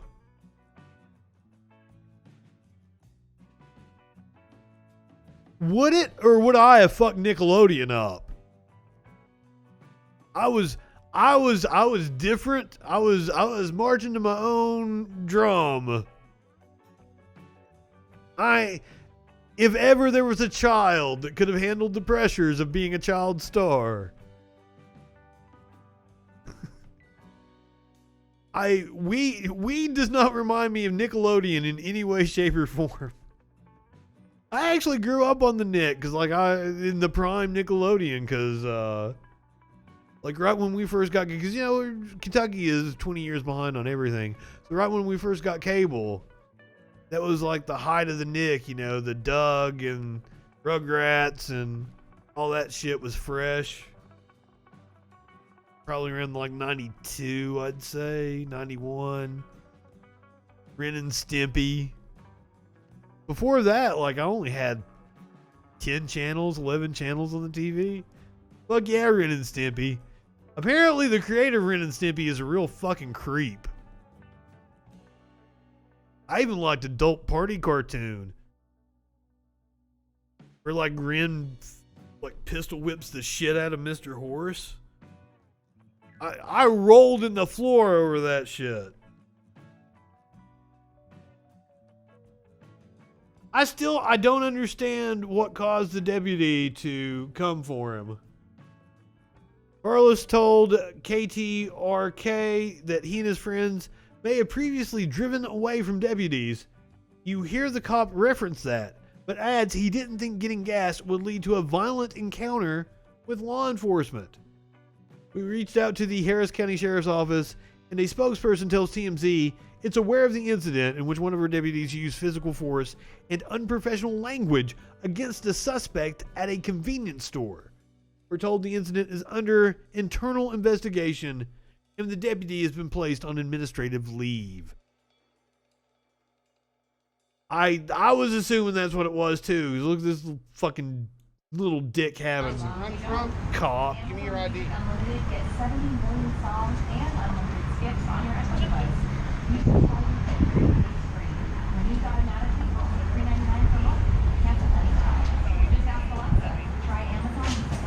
I mean, he even looks like a pig. Do you hear that? It's the sound of the Ameritrade's Education Center working smoothly behind the scenes to curate its own content. Don't run from me, boy. Because the kid's like, why do you want me to turn around? What? Turn around? Because he was reaching for his hands to cuff him, right? Because when he's on top of him, he's like, I was just going to talk to you. He was totally reaching for his hands to cuff him. Asshole cop. But you know what? You want a story of a good boy? Because I got one for you. This police dog sees the aggressive behavior of a cop and decides to attack him.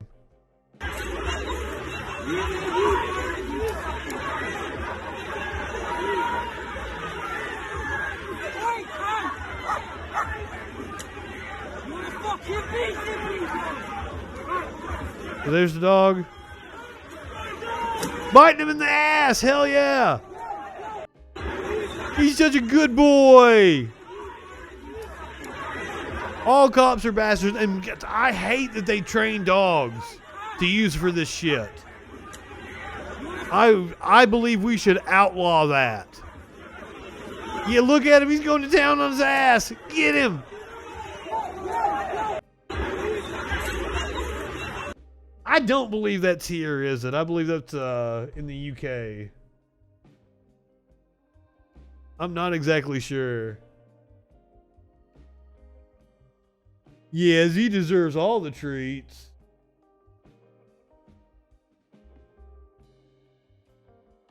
Now, another day in America, another mass shooting. I don't think fucking Chauvin's supervisor is testifying against him. Chauvin wanted to plead guilty. Chauvin wanted to enter a guilty plea back last summer. William Barr's Justice Department rejected his guilty plea. So I don't see how the jury doesn't convict him. But also it's America, so I can't be surprised by it. What do you mean what they will do if you have a trained dog? I don't want them to have, I don't want police dogs or military dogs at all. Training them to be seeing eye dogs and shit. That's cool. I'm down with that. To be like medical alert dogs and stuff. That's awesome. I do not think dogs should be allowed to be employed by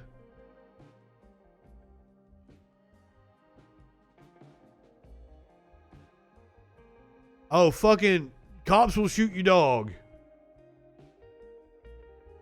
They will shoot your dog immediately. They will shoot it doesn't have to be a trained dog. It can be any dog, they'll shoot it. I've seen way too many videos of cops shooting dogs. And boy, does that piss me off. And they're like, I've seen them shoot like little chihuahuas. That's one of the reasons why I'm so against cops. I've just seen too much. Mother tried to save 9-year-old boy in California shooting that killed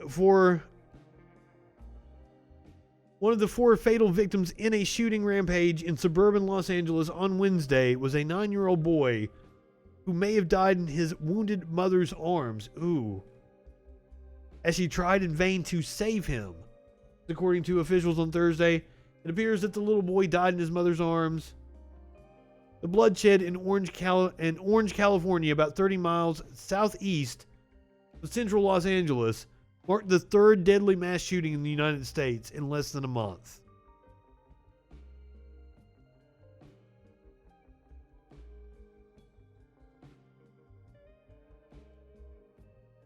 That would be my first worry too.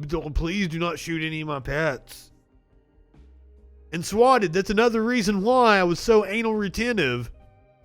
When I first started doing the troll patrol, I was actually flipped. The other side of my desk was up against that wall, and my front door was right over my shoulder. And the entire time I'm sitting there looking at the shot on my camera, I'm like, there is no way I'm going to be able to do this show without a VPN. They will swap me. VPN isn't the only layer of protection I have. Motherfucker ain't going to get my IP address. Ha ha ha.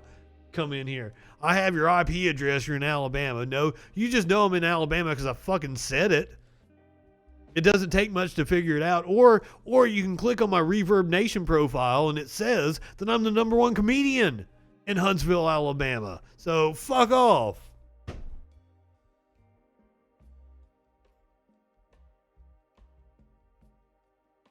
Why the fuck would you do that, cop? I've seen it happen. I've seen it happen time and time again. Tell me, why the fuck would you shoot my dog?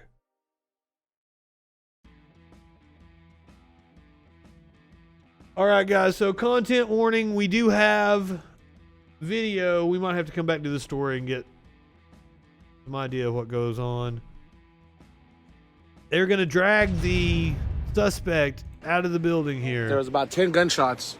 The cops are running right there. Look at that.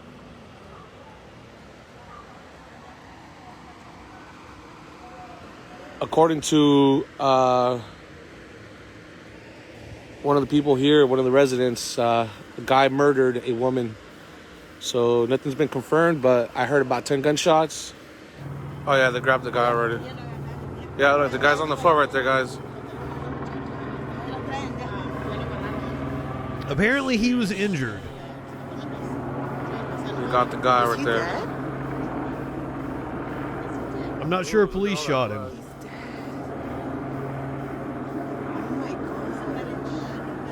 I think she's wrong on that. They took him alive. Dead. He is dead. Yep, I think the gunman's dead, by the way, guys.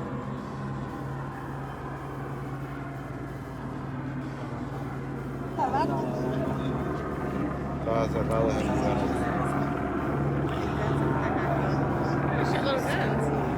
Y allí se metió cuando salimos nosotros, se metió ahí en esa puerta de la esquina del patio ese que está ahí, el que está tirado ahí. He shot 3 people or 4 people.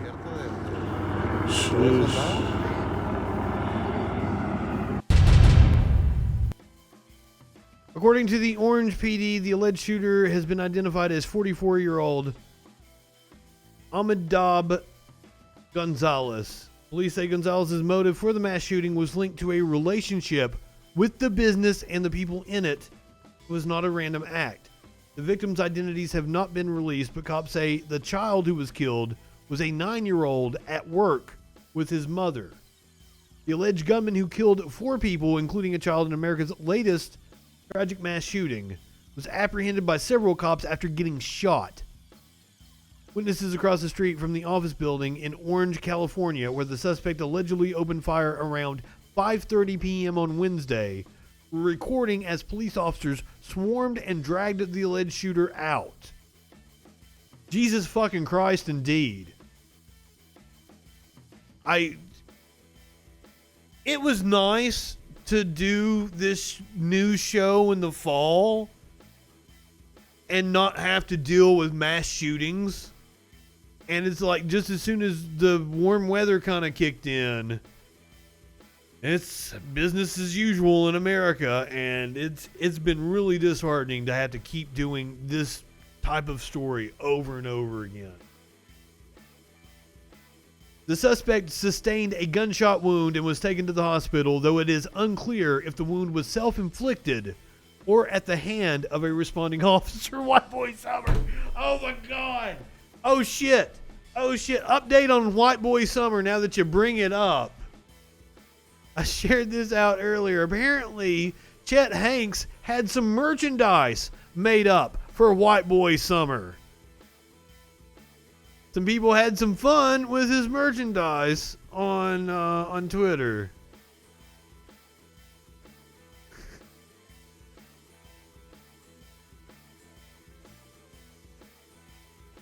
I did not know who the fuck this guy was until a couple of days ago. So this is his White Boy Summer t-shirt and hoodie. Somebody commented, unfortunately the merch looks aggressively racist. Another person responded, bro went and asked for the Master Race font. And this guy wins the internet. Chet Hanks, give me it in Aryan. The printer, you mean Arial? Chet Hanks, no. Oh, goddamn. I might have to make a stinger of the White Boy Summer. I don't know why that story has tickled me so much.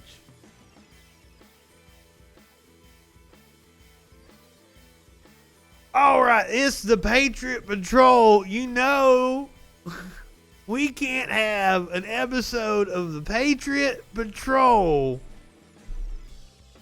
Chet seems like he's a racist like me. Like he would love to come on the Patriot Patrol and tell us about how he's part of the Master Race. So we can't have a Patriot Patrol without having the sports section. We're going to do the sports here to wrap up the final part of the Patriot Patrol. How's that sound to you guys? We're going to talk about the MLB All-Star Game. We got a few different stories we're going to do on the sports. MLB All-Star Game might not take place down in Georgia because the MLB players are upset about the voting law that Governor Kemp, who is a honest-to-God patriot, he passed a voting law to make sure that all the illegals can't vote, right? Because I don't know what all you libtards have a problem with the voter ID. If I could show voter ID, if I could show my driver's license to buy alcohol, to get on a plane, to go do any number of things. If I can show my ID, do all that thing, there ain't no dang goddamn way that you don't show ID when you go to vote. What? Checkmate, libtard. Huh? What you got to say about that? So I don't know why these MLB players are all up in arms. They're just wanting to make a show. That's all it is. They want to make a show. They are virtue signaling. Now, that's a word I just learned like yesterday. They are virtue signaling.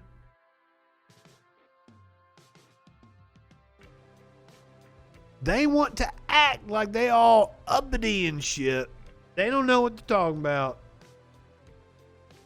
Georgia just passed a major voter suppression law, and I don't like the way Vice is a liberal propaganda website. They used to have Gavin McInnes. Sir, I will eat Cheerios with you and let you punch me in the nuts any day. Please call me Gavin. I'm down with it. Vice was good back when they had Gavin, but now they just got that Shane Smith guy, and they are nothing but liberal propaganda. MLB Commissioner Rob Manfred said Wednesday that he's begun talks to the MLB Players Association chief Tony Clark about potentially moving the 2021 All-Star Game out of Atlanta. As hot Atlanta, if you've never been to Atlanta, if you know how to party, you've been to Atlanta. The Associated Press reported through Manfred was cagey about exactly what the conversation entailed. He wanted to have a conversation. I completely understand why Tony would want to have that conversation about the topic. We've actually had a preliminary kind of conversation, and there will be more substantive conversation about that, Manfred said. I am talking to various constituencies within the game, and I'm just not going beyond that in terms of what I would consider or not consider about the conversation. Clark told the Boston Globe last week that the MLBPA is very much aware of the new Georgia laws and that it would look forward to having that conversation. There's a lot of conversing going on with this and that person. Conversing with the person.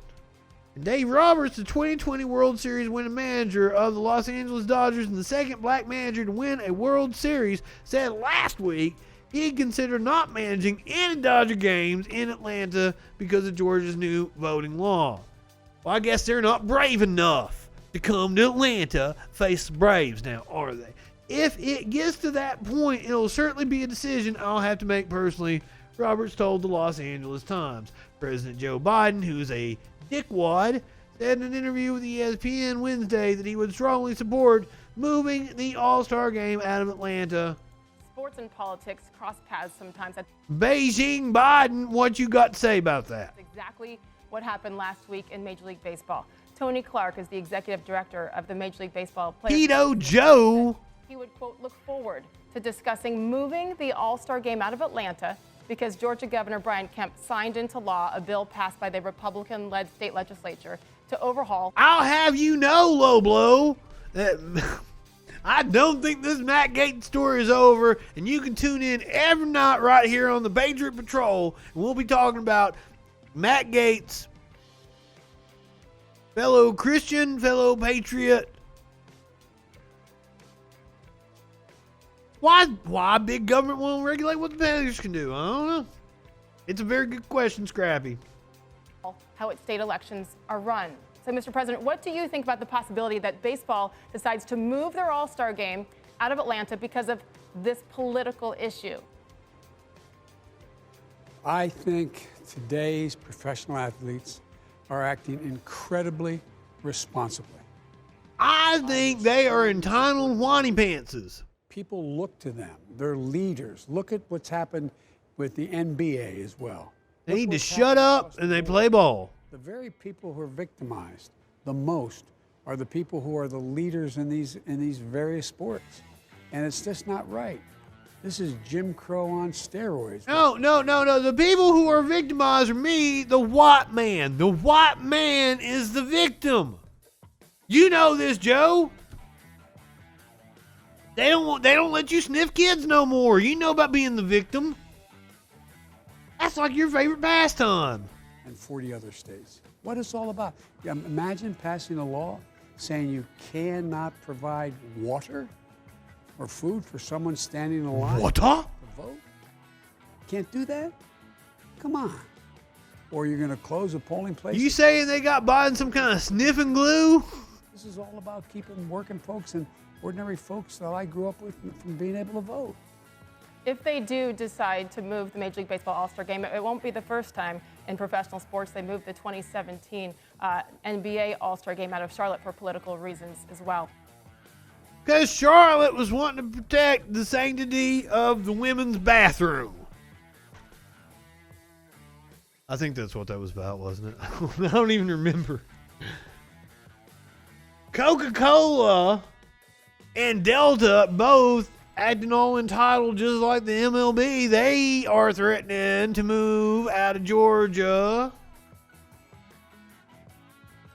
Georgia-based Coca-Cola Delta oppose unacceptable election law. I don't know what's so unacceptable about having to show your ID to vote. It makes perfect sense.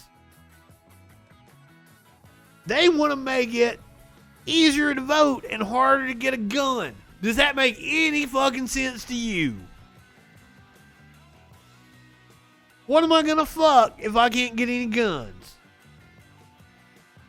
Some of Georgia's most prominent corporate leaders on Wednesday began to more forcefully criticize the state's sweeping new election law, acknowledging the concerns of civil rights activists who say the measure threatens the democratic process. The chief executives of the Delta Airlines and the Coca-Cola called the law unacceptable, opening an unusual rift with the Republican leaders who champion the legislation and typically enjoy a cozy Coke relationship. The enjoy a cozy Coke, I just slipped that in because that's funny. You enjoy Coke, you get it. Business leaders in Georgia, home to more than a dozen Fortune 500 companies, typically wield significant clout over the direction of the state's politics. And they were blamed by civil rights activists for not opposing the law before passed this month. How are we going to fuck potatoes?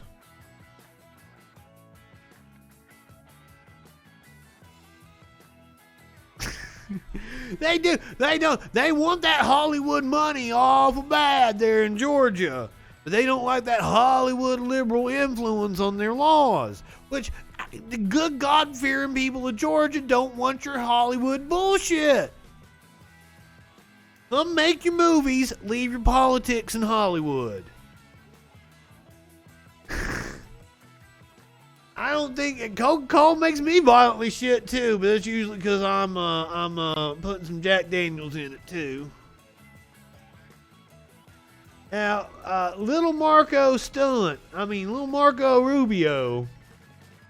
So Delta Airlines are business partners with Had something to say back. The same Chinese Communist Party that is committing genocide against Uyghur Muslims inside of China.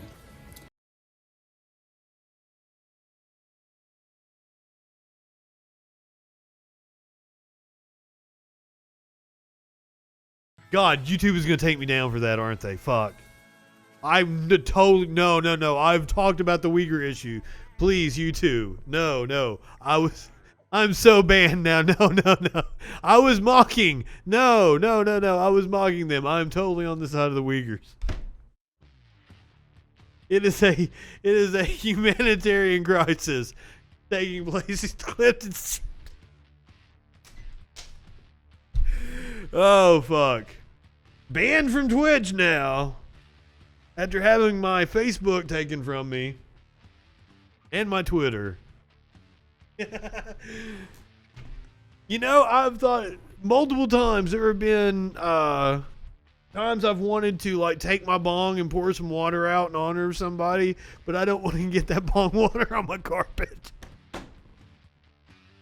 Because that would be a fun little thing to do, you know. When somebody dies, you pour the bong out for them. But, like, no.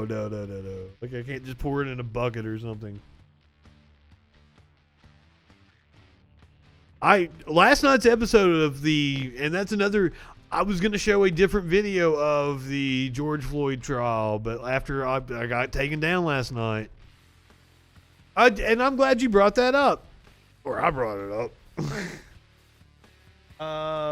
Because I want you to see what they said. I was removed for promoting violent criminal organizations. Now, what violent criminal organization was I promoting on the stream last night? The only violent criminal organization I can think of is the fucking cops. I played video of the cops.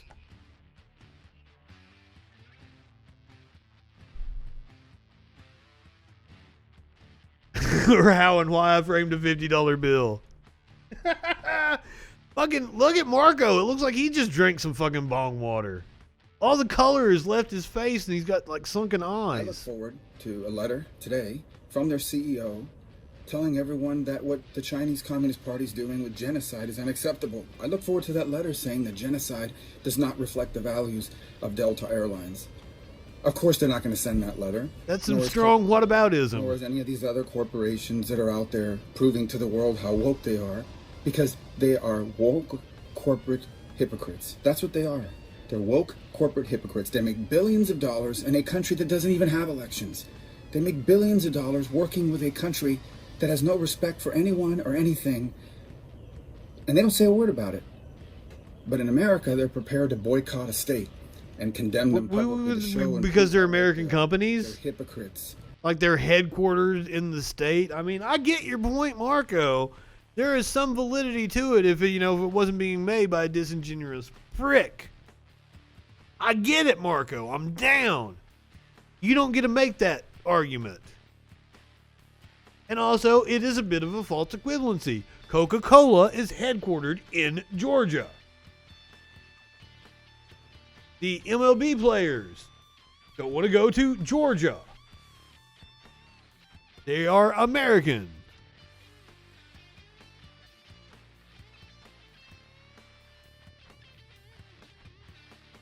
You might be right. If anybody wants to see the clips of the Patriot Patrol, clips will be on YouTube. This stream isn't going to exist after we get off the air. But now the Olympics are coming up now, and they have issued some guidelines saying that they are allowed to kneel, and raise their fists during the trials. That's un-American. The U.S. Olympic and Paralympic Committee said Tuesday it will allow athletes to kneel during the national anthem, like the disrespectful pricks they are, and raise their fists at the Olympic trials as the organization continues to review the decades-long policy of banning protests at the games. In a 9-page document released on Tuesday, the committee outlined racial and social demonstrations. They are playing the race card that would not be punished or undermined by the USOPC or impacting athletes' participation in the Olympics and Paralympic trial events. The guidance, which came with the help of the athlete-led Team USA Council on Racial and Social Justice, which sounds like some made-up libtard shit if I've ever heard it. The USA Council on Racial and Social Justice just sounds like a fucking pink-haired woman's wet dream. Comes months after the USOPC announced in December it would not discipline players for protesting peacefully at the Olympics and Pan American Games, which doesn't make any sense. We're America, we don't do things peacefully, and we don't protest. We stand for the fucking flag. He's a patriot.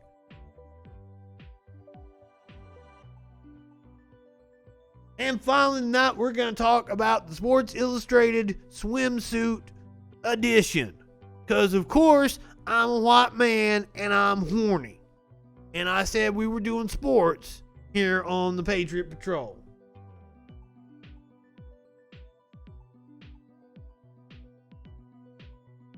So, a 26-year-old woman. A 26 you want to watch the video? Let's watch the video. Down syndrome is making international waves as she competes to be featured in the Sports Illustrated swimsuit edition. Michaela Holmgren says she wants to represent inclusivity. And News Nation's Felicia Bolton sat down Fuck with yeah. Michaela and her mother to talk about this journey. Well, Michaela first made headlines when she competed for the title of Miss Minnesota USA. I'm not a fan of beauty pageants or swimsuit models or whatever the fuck. But hell yeah, if she wants to do it, I am rooting her All right, on. hey Michaela, hey Mom, thank you so much for being here. I have to ask you, Michaela, what first sparked your interest in modeling? I love it. I love being on a camera, and I just want to do it, and I just want to be the more. Not only let her, I want to cheer her the fuck on and give her all the positive support I can. I do a lot of photo shoots and a lot of video shoots, and it sparkles me every time I go. No, it's amazing. And you're auditioning to model in Sports Illustrated swimsuit edition. Why do you want to be in SI? Because there'll be more diversity and it'll be more champion. All women deserve to be celebrated. Damn right. Absolutely. And this is not your first time breaking barriers. How were you able to get through pageants? In 2015, I did Miss Amazing, and I just love doing it. And when I ran for Miss USA, I love her style, her glasses, her whole outfit. I just want to do it. No, absolutely. What was your experience like when you were in the Miss Minnesota USA pageant? What was it like behind the scenes? I just see all my drafters and I just like all my friends. Like it's cool. It's really cool to be on a stage and it's I wonder if they will put up some kind of uproar.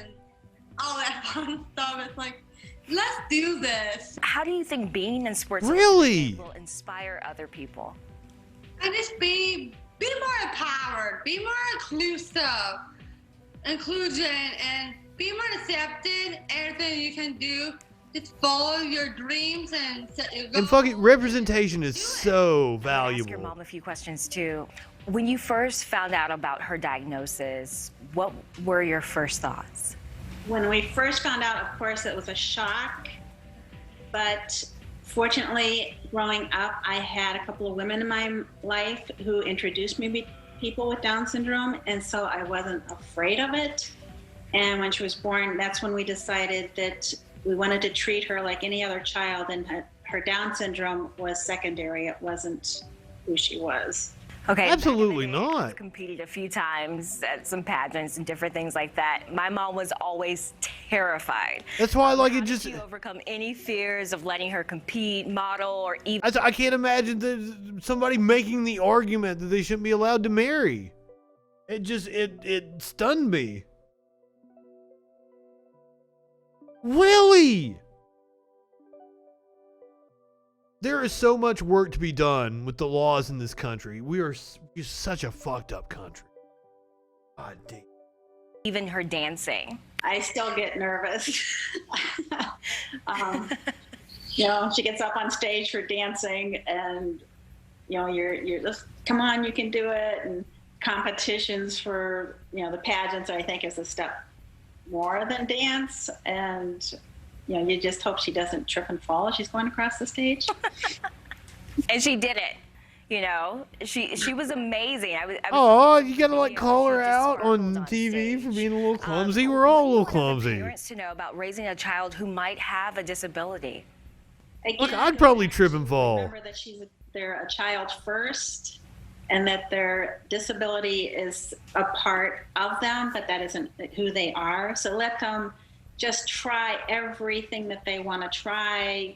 Let them find out what their likes and dislikes are, and be super supportive of them, and be their advocate, and help them to achieve whatever they want to achieve. All right, and Michaela has finished. Exactly. That's a good way of putting it. Sports Illustrated. She even picked out the swimsuit she likes best for the audition.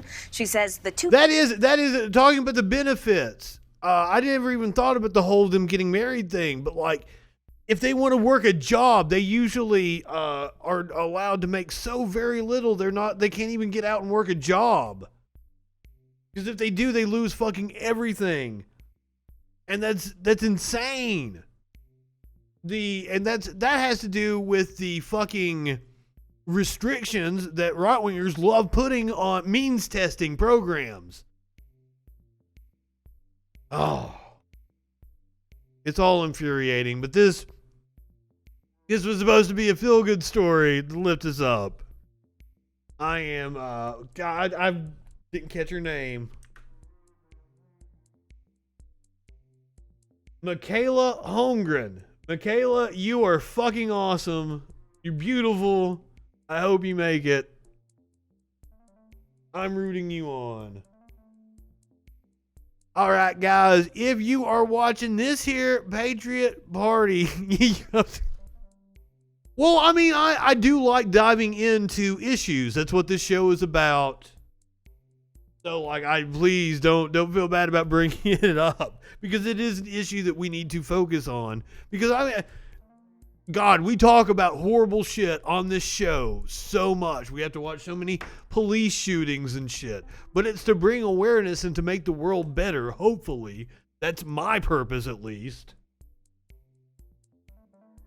I want to try to use my gift of gab to bully asshole right-wingers and then raise awareness for issues that, one, I don't think get talked about enough, and break down politics in a way that people can understand and try. My main reason is I want to stop people from going towards Steven Crowders and your Ben Shapiro's, the young disaffected guys. I want them to come over here, and then I'll funnel them over to some good leftist YouTubers. Oh, you want Kami Buddha? All right. I thought about it. He didn't have that many people in there. We'll do Kami Buddha. So I try to do the smaller channels.